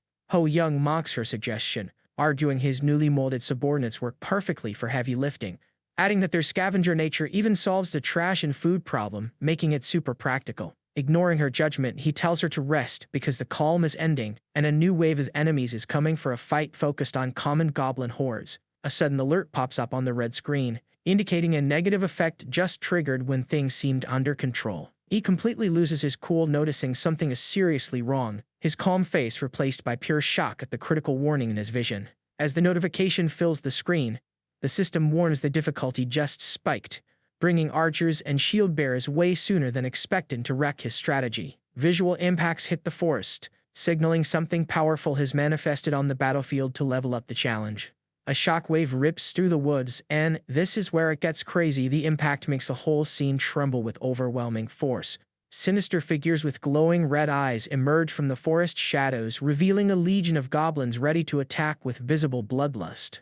Ho-young is outraged at the system for bumping the difficulty without any warning, questioning what kind of sick joke it is to drop dangerous enemies this early. Right after, the interface shows elite units have appeared, making it clear these goblins have way higher defense and attack stats than the normal ones. Fed up with the absurd speed the game is using to mess with his survival, he calls out the system for trying to take him down as fast as possible. Even knowing the situation is a total disaster, he accepts there's no choice but to face the danger head-on. He quickly takes command, ordering Lillian to the right and Ronnie to the left, while mounting his creature for an emergency escape. Elite goblins approach with makeshift wooden shields and bows, proving to the group that these enemies are way tougher than anything they've faced so far. Realizing the massive jump in threat level, the group notices their simple tactic of one-shotting enemies with a spear isn't working anymore. It's becoming clear that to break through this reinforced defense, they're gonna need strikes with way more power and surgical precision. As if the protection wasn't enough, these goblins show off elite aim, firing arrows through tiny gaps in their wooden barricades. An elite goblin steps up, revealing a monstrous face with glowing red eyes and sharp fangs as he preps a ruthless counterattack against Ho-young's group. With the pressure mounting, the enemies realize their homemade gear is mid, forcing them to swipe human weapons to actually deal some real damage. Arrows slice through the air with pinpoint accuracy, showing that danger is coming from every angle and keeping the squad on high alert. Realizing this isn't just a game, the group knows these makeshift arrows could be lethal if they hit an unarmored spot, forcing them to double down on their defense. Ho-young looks visibly concerned, noticing the monsters now have ranged artillery, turning what was a direct fight into a super annoying and dangerous situation. It's basically useless to try and hit these guys from a distance because the goblins formed a tight defensive wall with wooden shields to tank every arrow. Baunol charges in, wanting to test if the enemy can really handle his intense physical strength while dropping a confident taunt. Direct strikes against the barricade prove useless, as the rocks Baunol hurls just bounce off the reinforced wood without doing any real damage. Our lead loses his cool at how cracked these creatures are, feeling the urge to just rush in and wreck everything since the mission difficulty just spiked out of nowhere. And that's where it gets crazy, seeing these goblins use tactical formations that shouldn't even exist yet. Reflecting on the strategy while staring at the wooden structure, he realizes that his urge for a cavalry charge is hitting a wall because they need to dismantle the blockade the team spent so much time setting up. The kid critiques the poor design of the entrance, grumbling that it should have been easier to access to avoid this kind of unnecessary stress during the fight. Suddenly, a notification pops up on his interface, a system alert signaling that the danger level just jumped. With a coordinated volley from the monsters, goblins swarm out from behind the barricade, letting out their signature war cries and showing they're ready for a brawl with their crude weapons. Facing the group's strong resistance, the goblins huddle behind their wooden wall and unleash a massive rain of arrows. Hundreds of projectiles streak across the sky, creating a deadly storm that threatens to cover the entire battlefield in seconds.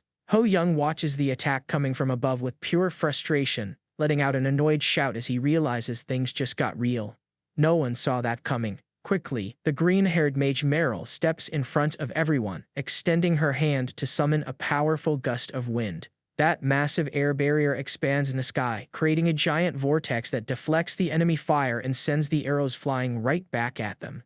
Seeing the counterattack land, the allied soldiers start cheering, realizing the arrows are heading straight back into the monster ranks. On the other side, the purple-skinned creatures scramble to raise their wooden shields to block the volley they just fired themselves. Unfortunately, most of the arrows just hit the ground or bounce off the goblins' defenses without doing much damage to the enemy formation. Myril notices her attempt to deal wield damage failed, her eyes watering with sweat and exhaustion. As she sees the monsters are still standing, she shrinks back, lowering her head to apologize to the group, feeling like her hope was totally useless in that critical moment. The lead flashes a comforting smile, explaining that her effort was clutch because blocking the damage and making the enemies waste ammo is a huge play, especially since they don't have infinite arrows in this world. Just then, a blue system screen pops up to announce that the mortar maintenance is complete, and the weapon is ready to fire at any second. Celebrating the alert, the dwarf Jory runs over, looking hyped while carrying a heavy projectile and shouting that he's prepped several explosive charges.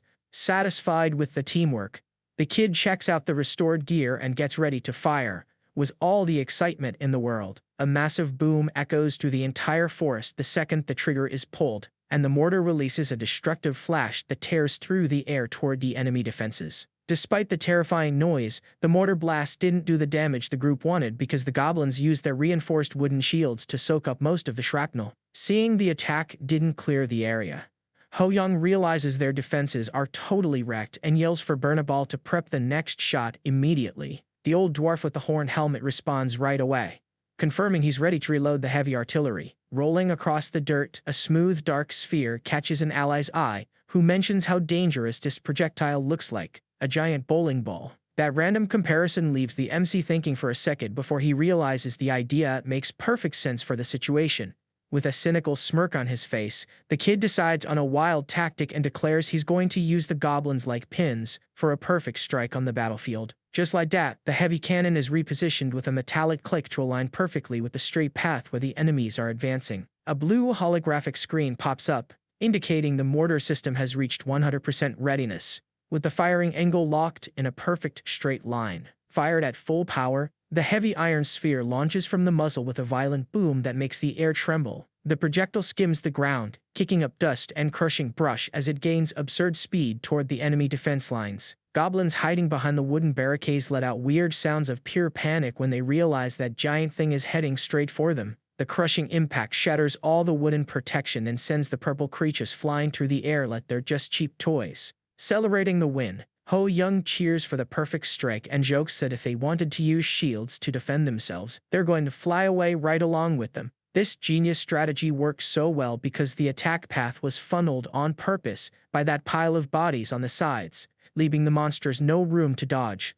Happy with the results on this flank, the MC decides to check the other side and invites young Myril to join him, leaving the green-haired mage totally surprised by the sudden call. Without a second thought, Ho-young grabs the mage's arm and tells her to get on the mount, while the poor girl panics at the thought of riding that weird beast again. Suddenly, the sound of wind cutting through the trees signals that the chase is on for real, and they need to move fast to escape the danger. Digging into the ground becomes a challenge for the mount, which trembles from exhaustion while trying to keep up the speed the protagonist demands. The kid tries to calm his crying partner, saying number 8 is a bit fast, but they can handle it, promising to check on Lillian right after. Spotting the redhead from afar, he shouts to ask how things are on the front line and if the situation is under control. Lillian's eyes go wide with fear and she screams in desperation, warning that a huge danger has appeared right behind her leader. Sharp arrows start crossing the sky like a deadly storm toward the group, who just got caught by surprise. In a quick defensive move, the protagonist throws himself to cover Myril with his own body while the enemy projectiles slam into the ground all around them.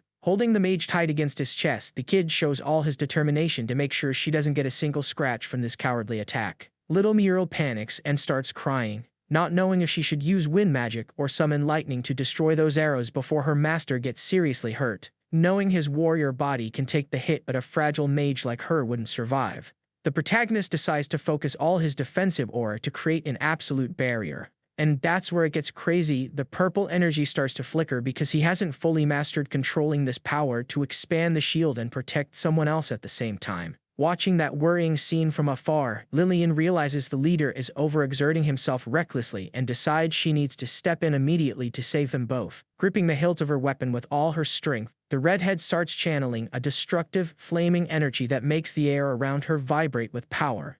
With a shout of determination, she lunges forward to unleash a powerful fire strike that promises to pulverize any threat that dares to get near the group. Lillian lets out a massive war cry, swinging her flaming sword with everything she's got to push back the danger. The fire slashed tears through the air, scattering the threats and clearing a safe path for the squad. Relieved they made it out, our lead hugs the green-haired mage and thanks the redhead for the clutch save. He checks if Myril is hurt, leaving the girl totally flustered by his concern in the middle of this flower field. Suddenly, a wave of pure fury hits from behind, where Lillian watches the scene, boiling with jealousy and rage. Heavy, firm footsteps echo on the ground, showing the redhead is closing in with some serious attitude.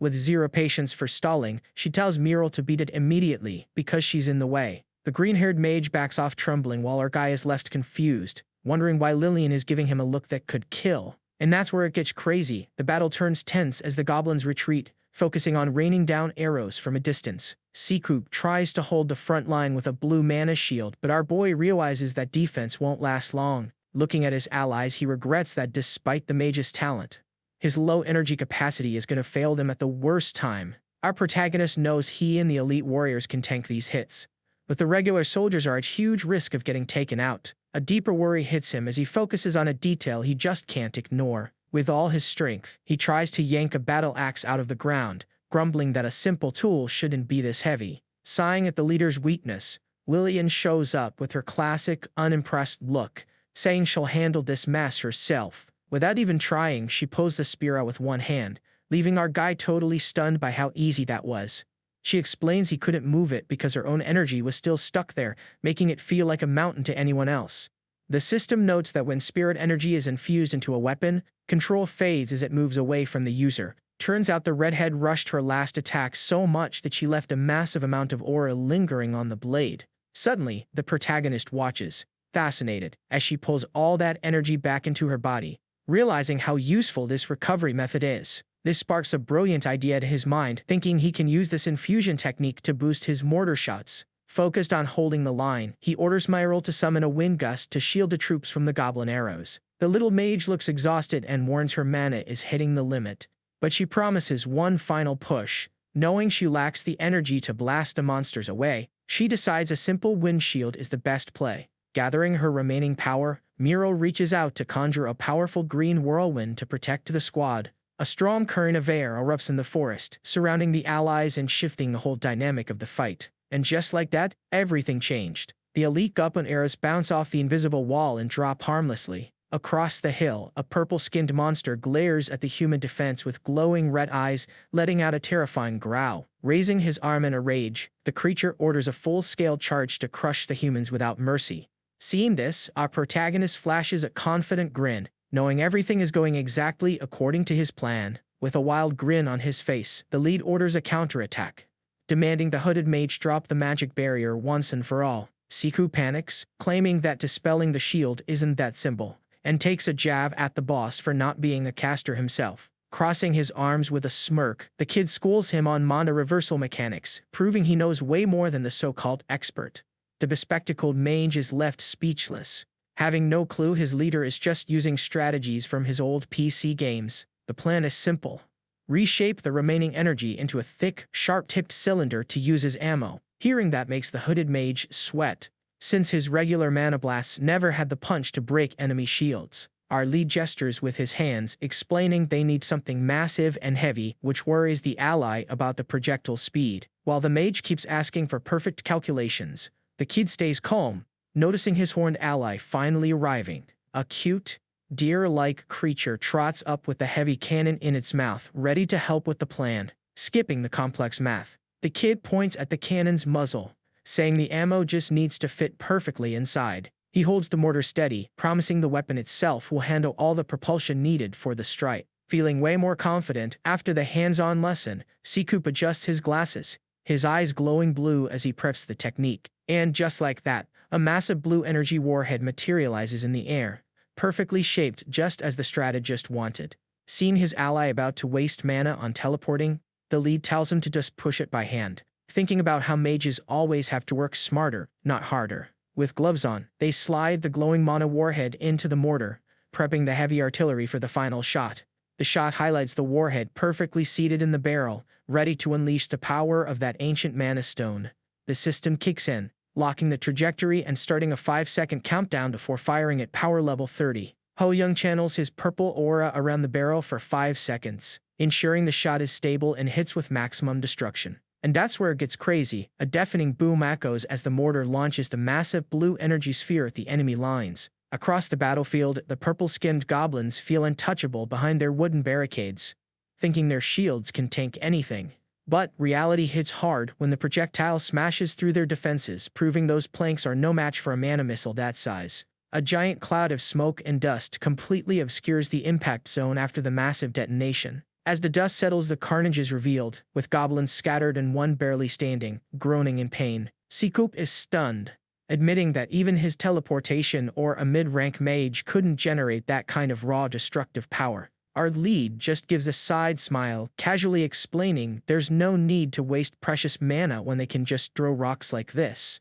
Realizing the Lord's plan actually works, the hooded mage finally gets the logic and starts prepping the next shot without wasting a second. With this ruthless strategy, the second wave of monsters is wiped out easily, as their tight formation becomes the perfect target for mana blasts. Things seemed under control, but the third wave arrives. And that's where it gets good. The threat level just spiked. The system notifications warn that goblin leaders, usually 1 in 50, are now appearing at a rate of 1 in 5. Facing this massive difficulty jump, the title screen pops up to remind us that defending this territory will push our heroes' tactics to the limit. Fed up with the system's nonsense, our lead calls out how these mid-bosses are spawning like common mobs, totally breaking the balance. Seacoop becomes the target of his gaze, as he bluntly asks how his mana bar is holding up against this absurd rush. Barely catching his breath, he admits his energy is completely drained, making it impossible to keep the barrier up. A massive stone projectile fires off right after, aiming to wipe out as many enemies as possible, charging up the slope. Seeing the attack incoming,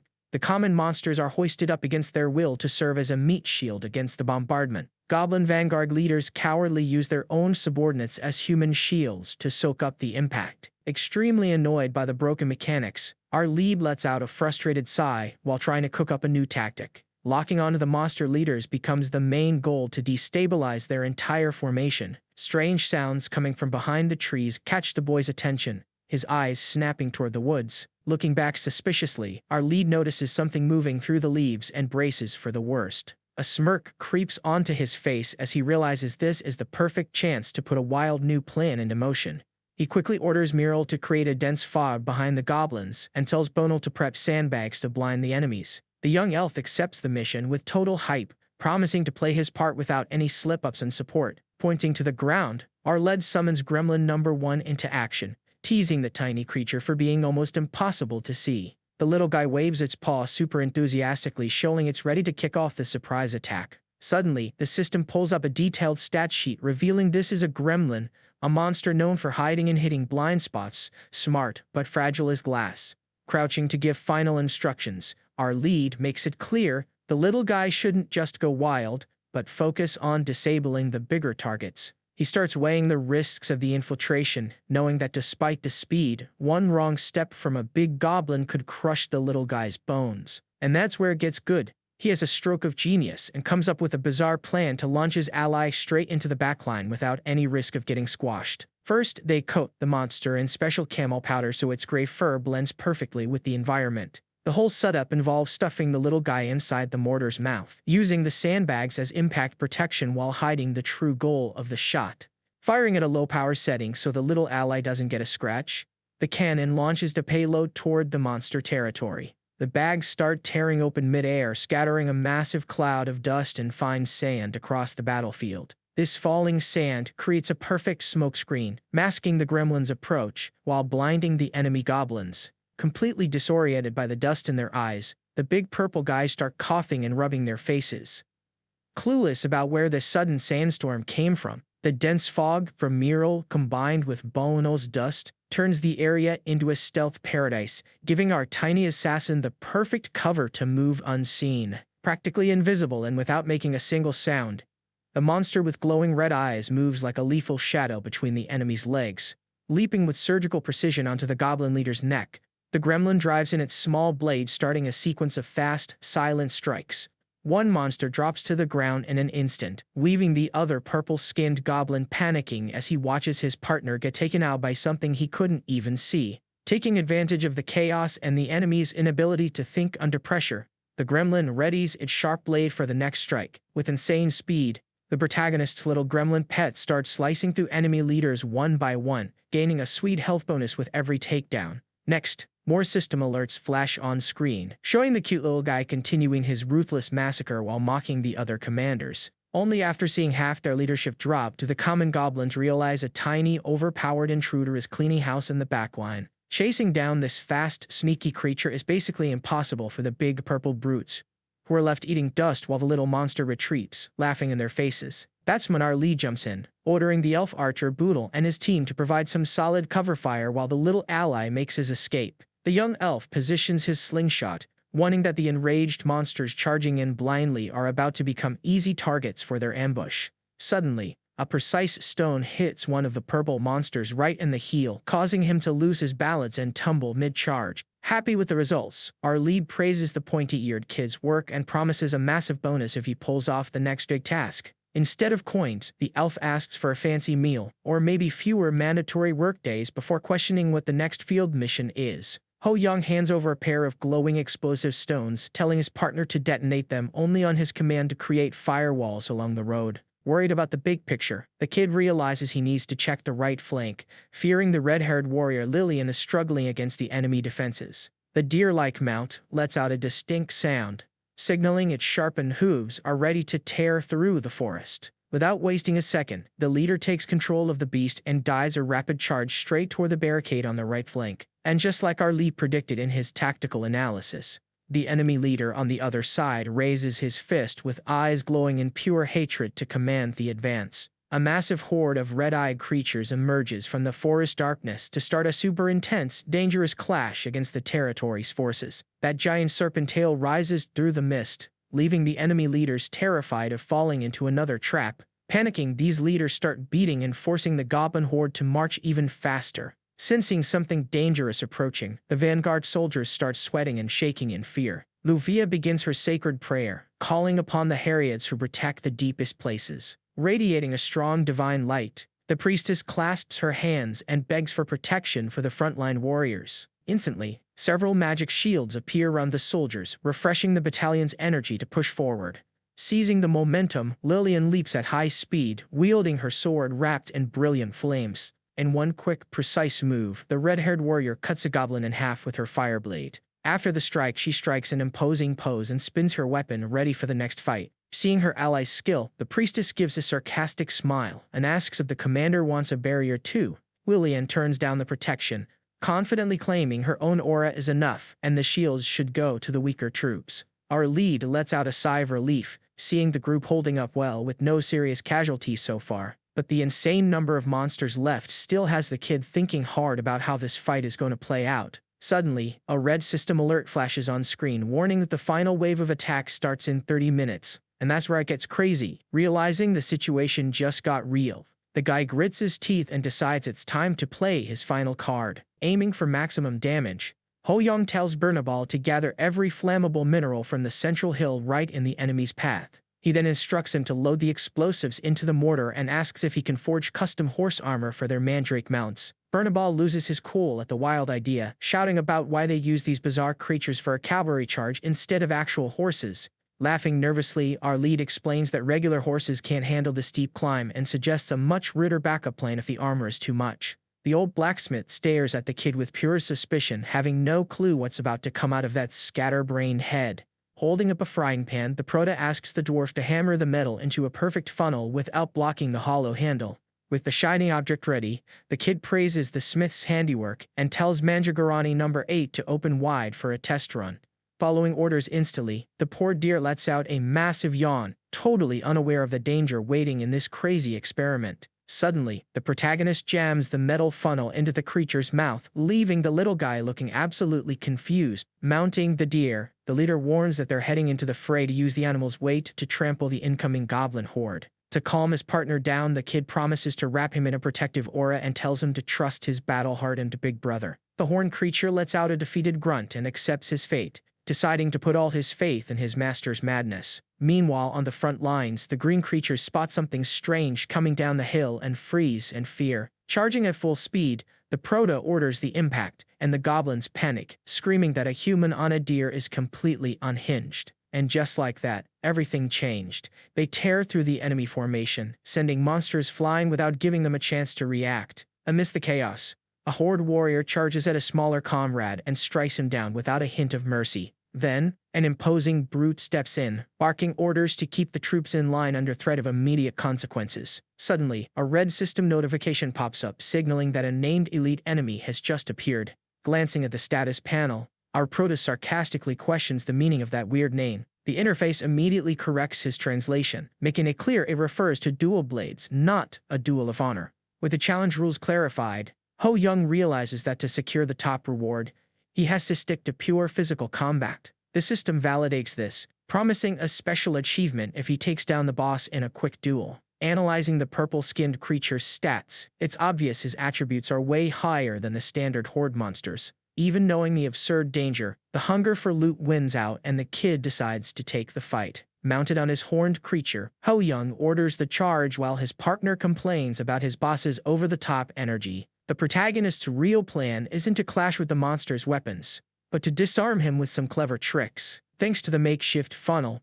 the mount channels a piercing shriek right into the boss's face, creating a massive sound wave. And that's where it gets good. Totally stunned by the sonic blast, the brute loses his balance and drops his famous dual glaives. Seeing the opponent's guard completely down, the Proto locks his eyes on the target to time his move perfectly. With one swift, precise motion, the hero's blue blade cuts through the air and finishes the boss once and for all. A golden notification pops up on the system screen, confirming he's taken down his first named monster and boosted his troops' morale. Ho Young wipes blood off his face, stunned by the 100 experience points he'd just earned, way more than he's used to getting. But the celebration is short-lived, as the goblin scouts realize the danger and lock onto our protagonist. Not understanding their guttural shouts, the kid just watches their movements with a cold, focused stare. The enforcer leaders want revenge for their fallen comrade and charges a pack toward the young warrior. Realizing things are getting tight, he orders Mount Number 8 to pull back behind the defensive barricade immediately. With his retreat plan in motion, the tension on the hillside hits a breaking point. Mid-retreat, he calls out to Burnaball to see if those flammable materials are ready for action. The dwarf flashes a proud grin, confirming he's gathered every single stone they needed for the trap. Giving a thumbs up, the leader authorizes the heavy artillery to fire on the advancing horde. Suddenly, the mortar activates, raining heavy minerals right onto the heads of the enemies storming the road. These stone blocks crash into the purple monsters, leaving the creatures totally confused by the surprise attack. The protagonist quickly yells for Boundle to take the opening and launch the explosive rocks into the debris. The young elf pulls back his slingshot, aiming with precision to send a flaming projectile into the pile. And that's where it gets good.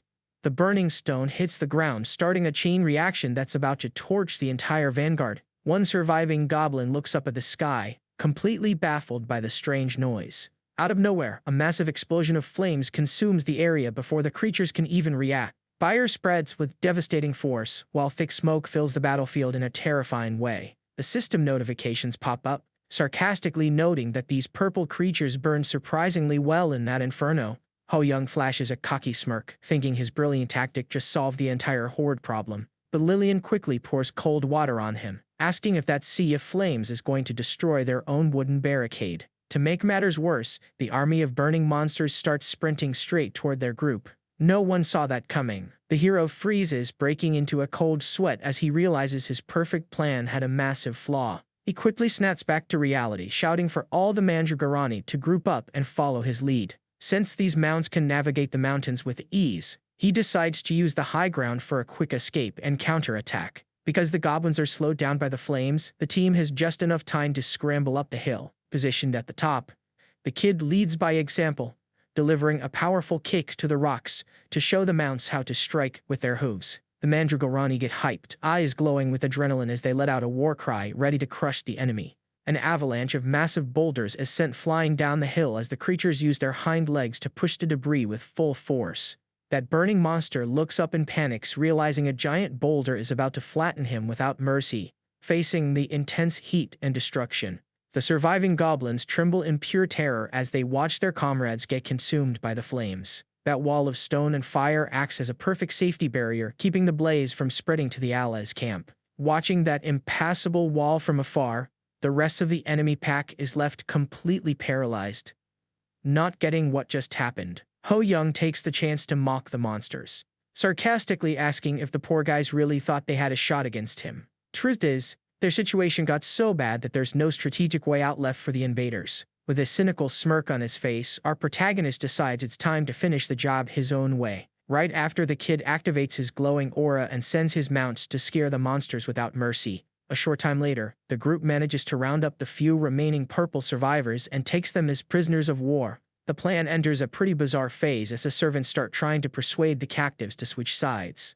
Approaching with the most friendliness ever, one of the mounts gives a super cute wave to the terrified goblins. Singing happily, the mounts explain that the master's territory is a total paradise, and the prisoners should join the pack ASAP. This weird musical presentation continues with one of them opening its mouth wide to demand the new recruits pay close attention to what they're hearing. detailing the perks of serving the Lord.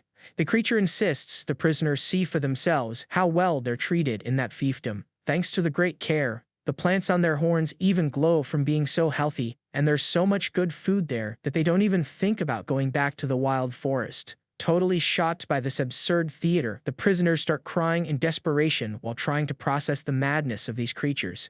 At first, the captive goblins start arguing among themselves on whether to buy into the friendly monsters' talk, fearing the humans are just fattening them up for dinner later. That's when the greenies, who are already allies, try to calm the prisoners down, swearing the Lord is super reliable, and that surrendering is the best way to get a good life. Showing off, the little creatures display the armor and new weapons they got as gifts from the master to prove life in the fiefdom is pure luxury. One of the prisoners ends up completely hypnotized while staring closely at the shine of a sharp dagger blade. Focused on the monster's reaction, the prota notices they got their guard totally down and are ready to yield to his command. Letting out a quiet chuckle, the kid gets ready to deliver the checkmate and seal the deal with the new recruits. With a confident grin on his face, our prota celebrates mentally, seeing his strategy worked exactly as planned. Quickly, he activates his powerful area of effect mercy skill, wrapping all the goblins in a glowing aura of submission. And just like that, everything changed. The monsters start celebrating with hearts in their eyes, swearing eternal loyalty to the Lord. Right after, a blue system screen confirms the total success of converting all prisoners into new allies for the symbolic cost of just 2 energy points. The kid is genuinely shocked by the cheap price of the process, wondering how he managed to convert over 20 monsters spending so little. Then, a system notification pops up revealing that letting the allied monsters talk first helped lower the group's anxiety and slash the final cost. Satisfied with this golden tip, the kid makes a mental note to repeat this negotiation strategy in future battles. From then on, the news that the Mandragorani and other monsters were living so well in the fiefdom served as excellent propaganda to attract even more deserters. Finally, the following waves of invaders became a total breeze to defend against, though some enemies start getting suspicious of a weird burning smell in the air. With the terrain surrounded, the pile of burning goblin bodies creates a wall of fire, leaving the new invaders trapped and panicking. Taking advantage of the monster's desperation, a relentless rain of arrows tears through the air to secure a quick takedown of every creature, with no escape routes or chance to fight back. The goblin horde is completely wiped out as the fire consumes the rest of the enemy troops. Suddenly, a red system alert pops up, warning that the dreaded area boss is about to spawn at a completely random location. Our protagonist is visibly annoyed by this unfair mechanic, complaining that relying on luck to guess the boss's path is a total joke. Quickly, the kid regains his composure and decides to split his squad in half, with one side holding the monster while the other flanks. But the real problem is that this random spawn point for the hobgoblin wasn't restricted to the usual invasion routes the group was guarding. Far away, on top of the East District office, a man with a monocle observes the calm and sighs with relief. Thinking the fight is finally over, a guard warns the man to stay safe, but then panics as he spots a massive, intimidating purple giant walking calmly through the trees. Trembling with fear and eyes wide in horror, the defender screams at the top of his lungs, realizing the colossal creature is the boss of the horde. Out of nowhere, the hobgoblin appears in all its monstrous glory, showing off dark purple skin, glowing red eyes, and insane muscle mass. Ripping his massive wooden club tightly, the villain shows he's ready to crush any obstacle that dares to stand in his way. Known as the most destructive and lethal of the goblin lineage, the elite monster stares at the horizon with pure hostility and rage. The protagonist goes into shock, realizing the boss spawned at the back of the district, sweating as he rushes to check the creature's status window. Scanning the data, the boy notes the brute has monstrous physical strength and absurd defense, though his low intelligence means he only attacks in a predictable, direct way. Ho Young starts sweating bullets, remembering the cursed rule of this scenario. If high-level monsters infiltrate the East District, it's an instant mission failure. The giant keeps marching toward the East District office, and the protagonist knows if that thing crosses the line, it's game over. And that's where it gets crazy. A red system message warns that trying to use mercy skills on boss monsters won't work at all. Scratching his head, the boy realizes the only way out is to take the monster down. But he's way too far away to make it in time, even if he runs like crazy. A mental map shows the main force is stuck on the front lines, while only a few reserve soldiers try to protect the castle from the beast. Without showing any effort, the hobgoblin just brushes aside the weak defenses and keeps advancing without slowing down. Focused only on his goal, the monster follows mental orders to clear the path and head straight for the capital. He ignores the fallen opponents and focuses all his attention on reaching the main highway to finish his route. Striding forward, the giant looks for the large district building to solidify the final invasion. And just like that, the creature concentrates, emanating a bizarre presence that makes the surrounding area even more tense. From the top of the hill using binoculars, the protagonist is extremely confused by the creature's sudden focused behavior. Luckily, the monster's pattern is identical to the old game, making it easy to predict his straight-line movements toward the target. Lillian shows up shouting for urgent commands while the protagonist silently laments not being able to fly to cover that distance in a blink. Suddenly, a genius idea hits the guy as he remembers a pretty wild method to reach the location. Pointing forward with total confidence, the boy orders all soldiers capable of manipulating aura to gather immediately to start the plan. Following the leader's command, the troops shout in unison, ready to start the preparations. Ho Young demands they grab the secret gear from Advisor Burnaball and surprisingly orders them to strip off all their heavy armor. Hearing that, the soldiers are totally baffled by the weird order and stutter, completely lost. One guard bolts at full speed while the leader yells for them to hurry, promising to explain everything later. Lillian watches the whole thing with a confused look, trying to figure out what kind of madness the kid is pulling this time. Stripped of his metal defenses, the protagonist asks for a little patience and swears the plan will make sense soon. Moments later, the soldiers return hauling a giant cannon, explaining they unfortunately don't have any ammo big enough to take down the boss. Pointing at his own chest, the guy beams with confidence, revealing the perfect projectile is right in front of them.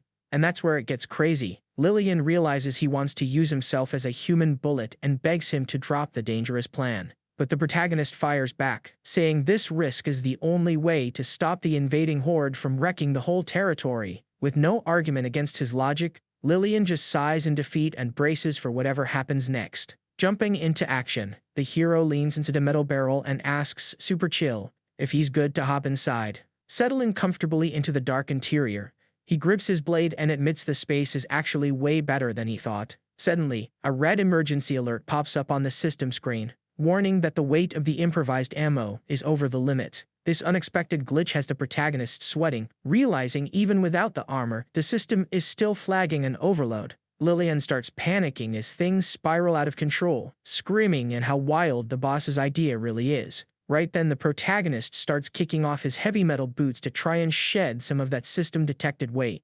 He rips off his shirt and stands there, asking sarcastically if anyone has a problem with his strategic lack of clothes.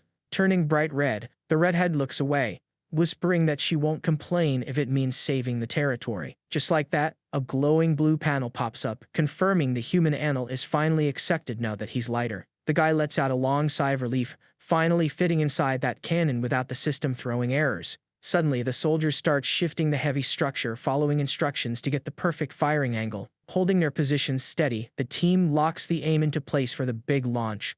Now the warriors start pouring all their spiritual energy into the metal walls, reinforcing the cannon with a glowing shield. Meanwhile, Ho Young uses the group's focus to channel his own power into his blade, which starts glowing intensely. A new system notification flashes on the screen, confirming the ballistic lock on the hobgoblin is dead on. Screaming at the top of his lungs to go all out, he's launched with a deafening boom straight toward the target. The massive creature hears a weird noise from above and looks up, totally confused about what's about to hit it.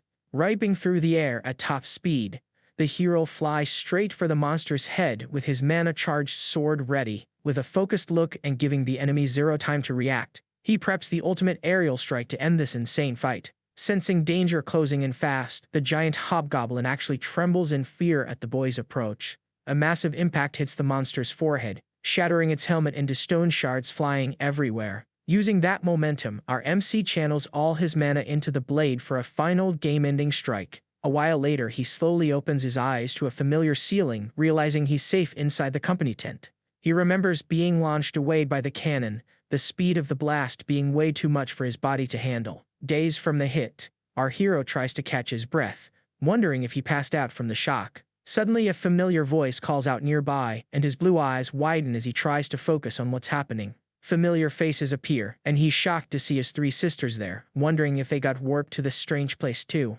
But the vision starts to blur and he panics as they fade into thin air while he desperately reaches for his status screen. When the mental fog finally clears, Lillian, Meryl, and Peach are right there, shouting in a panic to see if he's still breathing. With a sigh of relief, he realizes it was just a hallucination, and feels better knowing they're safe back on Earth. Luvia walks in with a gentle smile, saying the danger has passed and his body is mostly healed thanks to her recovery spells. Feeling much better after the treatment, he rests his head on the pillow and shyly thanks the cleric for her help. And just like that, the door flies open and Lillian storms in, radiating a fiery aura that leaves him totally terrified. Staring him down with pure fury, the redhead lectures him on the danger of using such a reckless strategy when he can't respond. Ho Young tries to justify it from his bed, claiming it was a total emergency and he had no other choice in that intense moment. He soon notices her silent crying as tears stream down, showing just how worried she really was. Lillian is inconsolable, shouting that his tactic was way too dangerous and things could have ended so much worse. Looking guilty, he tries to calm her down but gets interrupted by loud shouting right at the tent entrance. Suddenly, the Mandragorani creatures jump into the room, startling everyone with their usual over-the-top energy. They start climbing all over him, begging to see him fly through the air again while he pleads to never do that crazy stunt ever again. After that chaos, the line of visitors wanting to check on him just kept growing all day long. Jory makes sure to roast him, saying in over 200 years he's met some wild people. But the MC is on a whole new level of insane. Little Meryl gives a tearful, relieved smile, saying the only thing that matters is that he made it back in one piece. Seacoop and the others show up to pay their respects, while the protagonist wonders if he needs to start handing out tickets to manage the crowd. Our MC finally gets a minute of real peace long after everyone decides to head out. That's when a golden system message pops up, confirming his heroics boosted his pity points and maxed out the territory's loyalty. His reputation spiked too, because rumors of that crushing blow against the hobgoblin are spreading to every neighboring region. Feeling the side effects of all that madness, he tries to move but winces in pain from the wounds that haven't fully healed. Luvia grabs his arm firmly, warning him not to push his luck since she only patched his bones up, and any sudden move could break everything all over again. Sensing the tension building in the tent, the pink-haired maid drops a sarcastic comment and suggests bailing before she gets caught in the mess. Ignoring the guy, Peach grabs him tight while sobbing, demanding he value his life and stop acting so reckless. The protagonist just listens in silence, mentally agreeing that his recent stunts definitely crossed the line of safety. Meanwhile, the Via sticks a small herbal stick in her mouth and starts puffing away like she's at a private spa. Explaining the dangers of that wild freefall, the blonde priestess points out that even an aura barrier couldn't fully negate such a massive impact. Peach is totally outraged, shouting that it's absurd to see a cleric smoking right in front of a patient in recovery. With a mocking smirk, Luvia fires back that it's not regular tobacco, but an advanced medicinal smoke therapy to kill the stress. The pink-haired girl starts shaking with anger, demanding the cleric stop being lazy and finish the divine healing instead of just chilling. Ho Young decides to step in before his ears give out from the yelling, asking Peach to calm down while pointing to the dark corner of the room. Lying on several makeshift cots, some injured soldiers rest heavily, covered in bandages and dressings. Seeing the state of the men who fought the hobgoblin, the maid's attitude shifts instantly, her face showing shock as she realizes how bad things actually are. Our lead explains patiently that the blonde used her divine power strategically, holding back on his healing just to make sure she had enough energy to save the wounded guards on the front lines. Luvia feels the physical weight of exhaustion from being the only healer in the fief. Knowing human limits means she can't pull off infinite miracles without time to recharge. Feeling guilty for misjudging the situation, Peach immediately steps up to provide medical support, swearing she'd make any sacrifice for her master. A small smirk forms on the protagonist's face as he decides to get up and help around the camp, knowing that sitting still is the worst punishment for his restless mind. A bucket of water sits forgotten on a wooden stool, showing that hygiene took a back seat while everyone focused on the boy's recovery. Opening his eyes with a struggle after a deep sleep, the lead wakes up totally disoriented and mumbles in confusion when he spots a familiar silhouette right in front of him. Then, the dark-haired guy flashes a warm smile and praises the hero's bravery in the last battle, noting that his effort was vital to stopping the monster's advance. Suddenly, a blue system notification pops up saying his reputation spiked because the Guardian's care boosted the morale of all the wounded troops. The night rolls on quietly with the full moon shining high, signaling that this calm moment is exactly what everyone needs to recover before the next fight. Stretching to shake off the fatigue, The lead lets out a sigh of relief, remembering the chaos of defending the territory on day one. But he's stoked that everything worked out. Out of nowhere, the system panel confirms a max rank victory and details the rewards for clearing the first phase without any major losses. A shiny new achievement called Perfect Clear pops up, and that's where it gets crazy. He actually managed to win without a single ally dying. While peace reigns in the fief, a dark energy starts manifesting in a mysterious spot, accompanied by a screeching sound echoing between stone monster statues. This mysterious creature in a gray cloak walks slowly toward a bizarre altar, suggesting new dangers are brewing in the shadows. Far away, deep in the western region known as the Black and Red Lands, the same hooded figure stands before a silent horde, waiting for orders. Slow footsteps mark the path of this mysterious being moving through a corridor filled with jagged rocks that seem to guard the sanctuary of darkness. Revealing just a few strands of long blonde hair from under the hood, the figure known as Yoren Tamer whispers something that confirms her connection to the recent attacks. With a wicked smile on her face, she admits she underestimated the protagonist's strength and swears that next time, she's sending way more lethal beasts to destroy the territory. Strong winds blow through that desolate rocky desert, leaving behind the dark promise that the thief's calm won't last for long. Massive, razor-sharp claws tear through the air in a violent motion, signaling the arrival of a wild beast.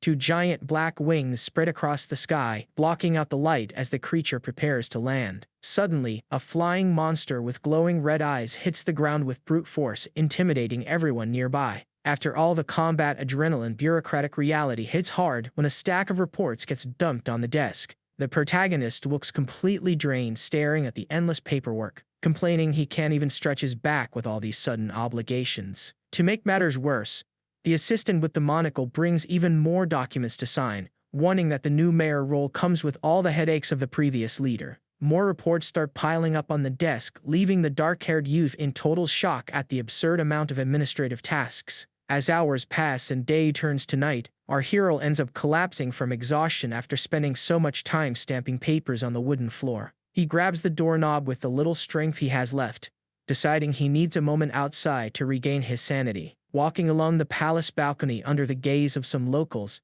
the guy tries to organize his thoughts away from all that paperwork. A sincere vent escapes his lips, thinking this ruined place is far from a decent workspace, but his moment of peace is interrupted by desperate screams. Fast, loud footsteps echo through the staircase as guards run to warn that the situation outside is total chaos. Startled by the new commotion, the protagonist tries to stay calm while wondering what new problem he has to solve now. An angry crowd starts shouting demands for immediate reforms in water supply, decent housing for families in need, and more efficient patrols against monster attacks.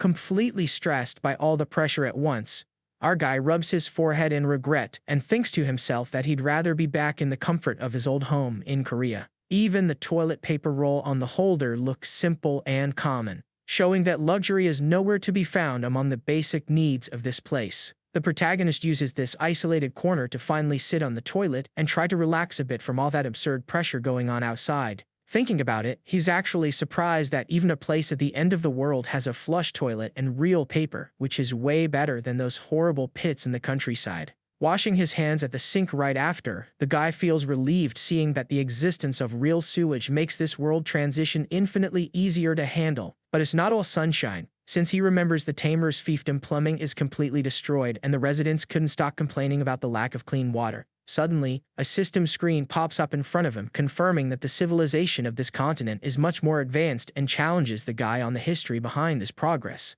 Scratching his head in confusion, the protagonist questions why he's getting a quiz out of nowhere and wonders if he'll get experience points for answering correctly. A return message warns that this isn't a common trivia event, but crucial lore information he needs to listen to very carefully to advance the campaign. And that's where it gets good. The guy points forward and tells the interface to skip the long explanation, claiming with total certainty that he already knows everything the system wants to teach. He flashes a confident grin and reveals he's the biggest fan of this universe, having memorized the novel, the webtoon, the rulebooks, and even the trivia pages online to use every detail as a hint for his missions. All that kingdom evolution actually started in a pretty tragic way, since the initial territory was a total nightmare for any colonizer to survive in. Originally, the land was barren and infested with colossal monsters everywhere, which forced the god Aya to lock humanity inside a safe, sacred barrier.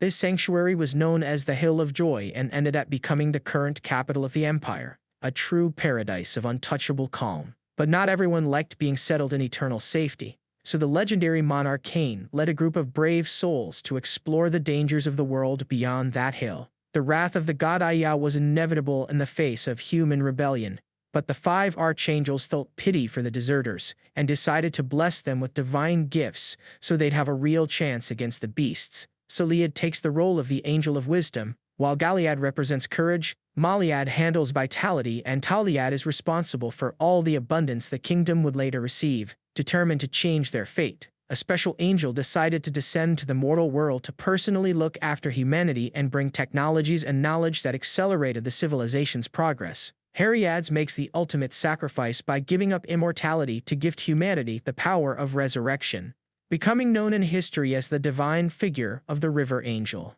Finishing the history lesson with a smile, the protagonist asks if this quick recap helped explain the complexity of how Cain's prosperity was shaped. The system replies with the coldness of a typical AI, warning him that there won't be any extra rewards for his effort. Annoyed by the system's stinginess in refusing any bonus for his hard work, the protagonist makes a frustrated face while demanding at least a small reward for all his trouble. As he tries to negotiate, a system message pops up stating that the Archangel's blessings over the kingdom of Cain are fading and an unknown evil is consuming the world, making it his mission to purify this corruption. Scratching his head, the kid reflects on the strange appearance of monsters in places they shouldn't even be near, like the Fordwick Highway, which was considered a safe zone. Dark reports emerged about a decade of pure terror where horrifying creatures dominated the kingdom, leaving a trail of destruction under the control of a sinister force, with the former Tamer's fiefdom suffering the most brutal impact of all. This alert details how a devastating monster attack 3 years ago wiped out crops, destroyed essential infrastructure, and forced a crowd of people to abandon their homes, turning the region into a scene of absolute chaos. Suddenly, cracks spread across the sink's surface as a shrill sound of destruction echoes through the lonely abandoned bathroom. Facing yet another ruined structure, the protagonist sighs deeply while assessing the damage, admitting that the current situation looks like a total loss. Completely confused by the turn of events, he tries to figure out his next move in this unstable environment, while wondering how much time is left before the next mission stage. Watching the numbers drop rapidly on the display, the kid panics and asks if the system is really going to do a second-by-second countdown again. To everyone's relief, the display stabilizes, showing in big letters that there are exactly 98 days left before the torment moves to the next phase. Startled by the system screen popping up out of nowhere, the kid gets pretty annoyed, complaining that these sudden notifications are going to give him a heart attack. He realizes that the nearly 100-day deadline is a direct result of his great performance in the previous stage, giving him 3 months of breathing room. And that's where it gets crazy. A red system alert ruins the peaceful moment by revealing that several unexpected battles will happen before the next official phase even starts. The protagonist is completely outraged by this cruel prank and starts cursing the game's unfair rules that won't give him a single minute of peace. Right after, the holographic interface updates the main quest, demanding he focus all his efforts on rebuilding and developing the territory before the new attacks begin. Looking at the numbers on the screen, the base stats show everything is in a massive decline, with the infrastructure in ruins and the population lacking resources. Our protagonist almost cries in despair, seeing that the fiefdom situation is infinitely worse than he initially imagined. At this critical moment, a branching decision pops up on the screen to complicate things even further, giving him 2 difficult choices for the territory's future. Ho Young stares at the panel, frustrated at being forced to select only one of these upgrades instead of being able to take them all at once. Analyzing the first option, the system warns that focusing on military power will guarantee soldiers and war supplies, but in exchange, it will leave the population exhausted and rebellious. The second choice focuses on improving infrastructure and food for the people.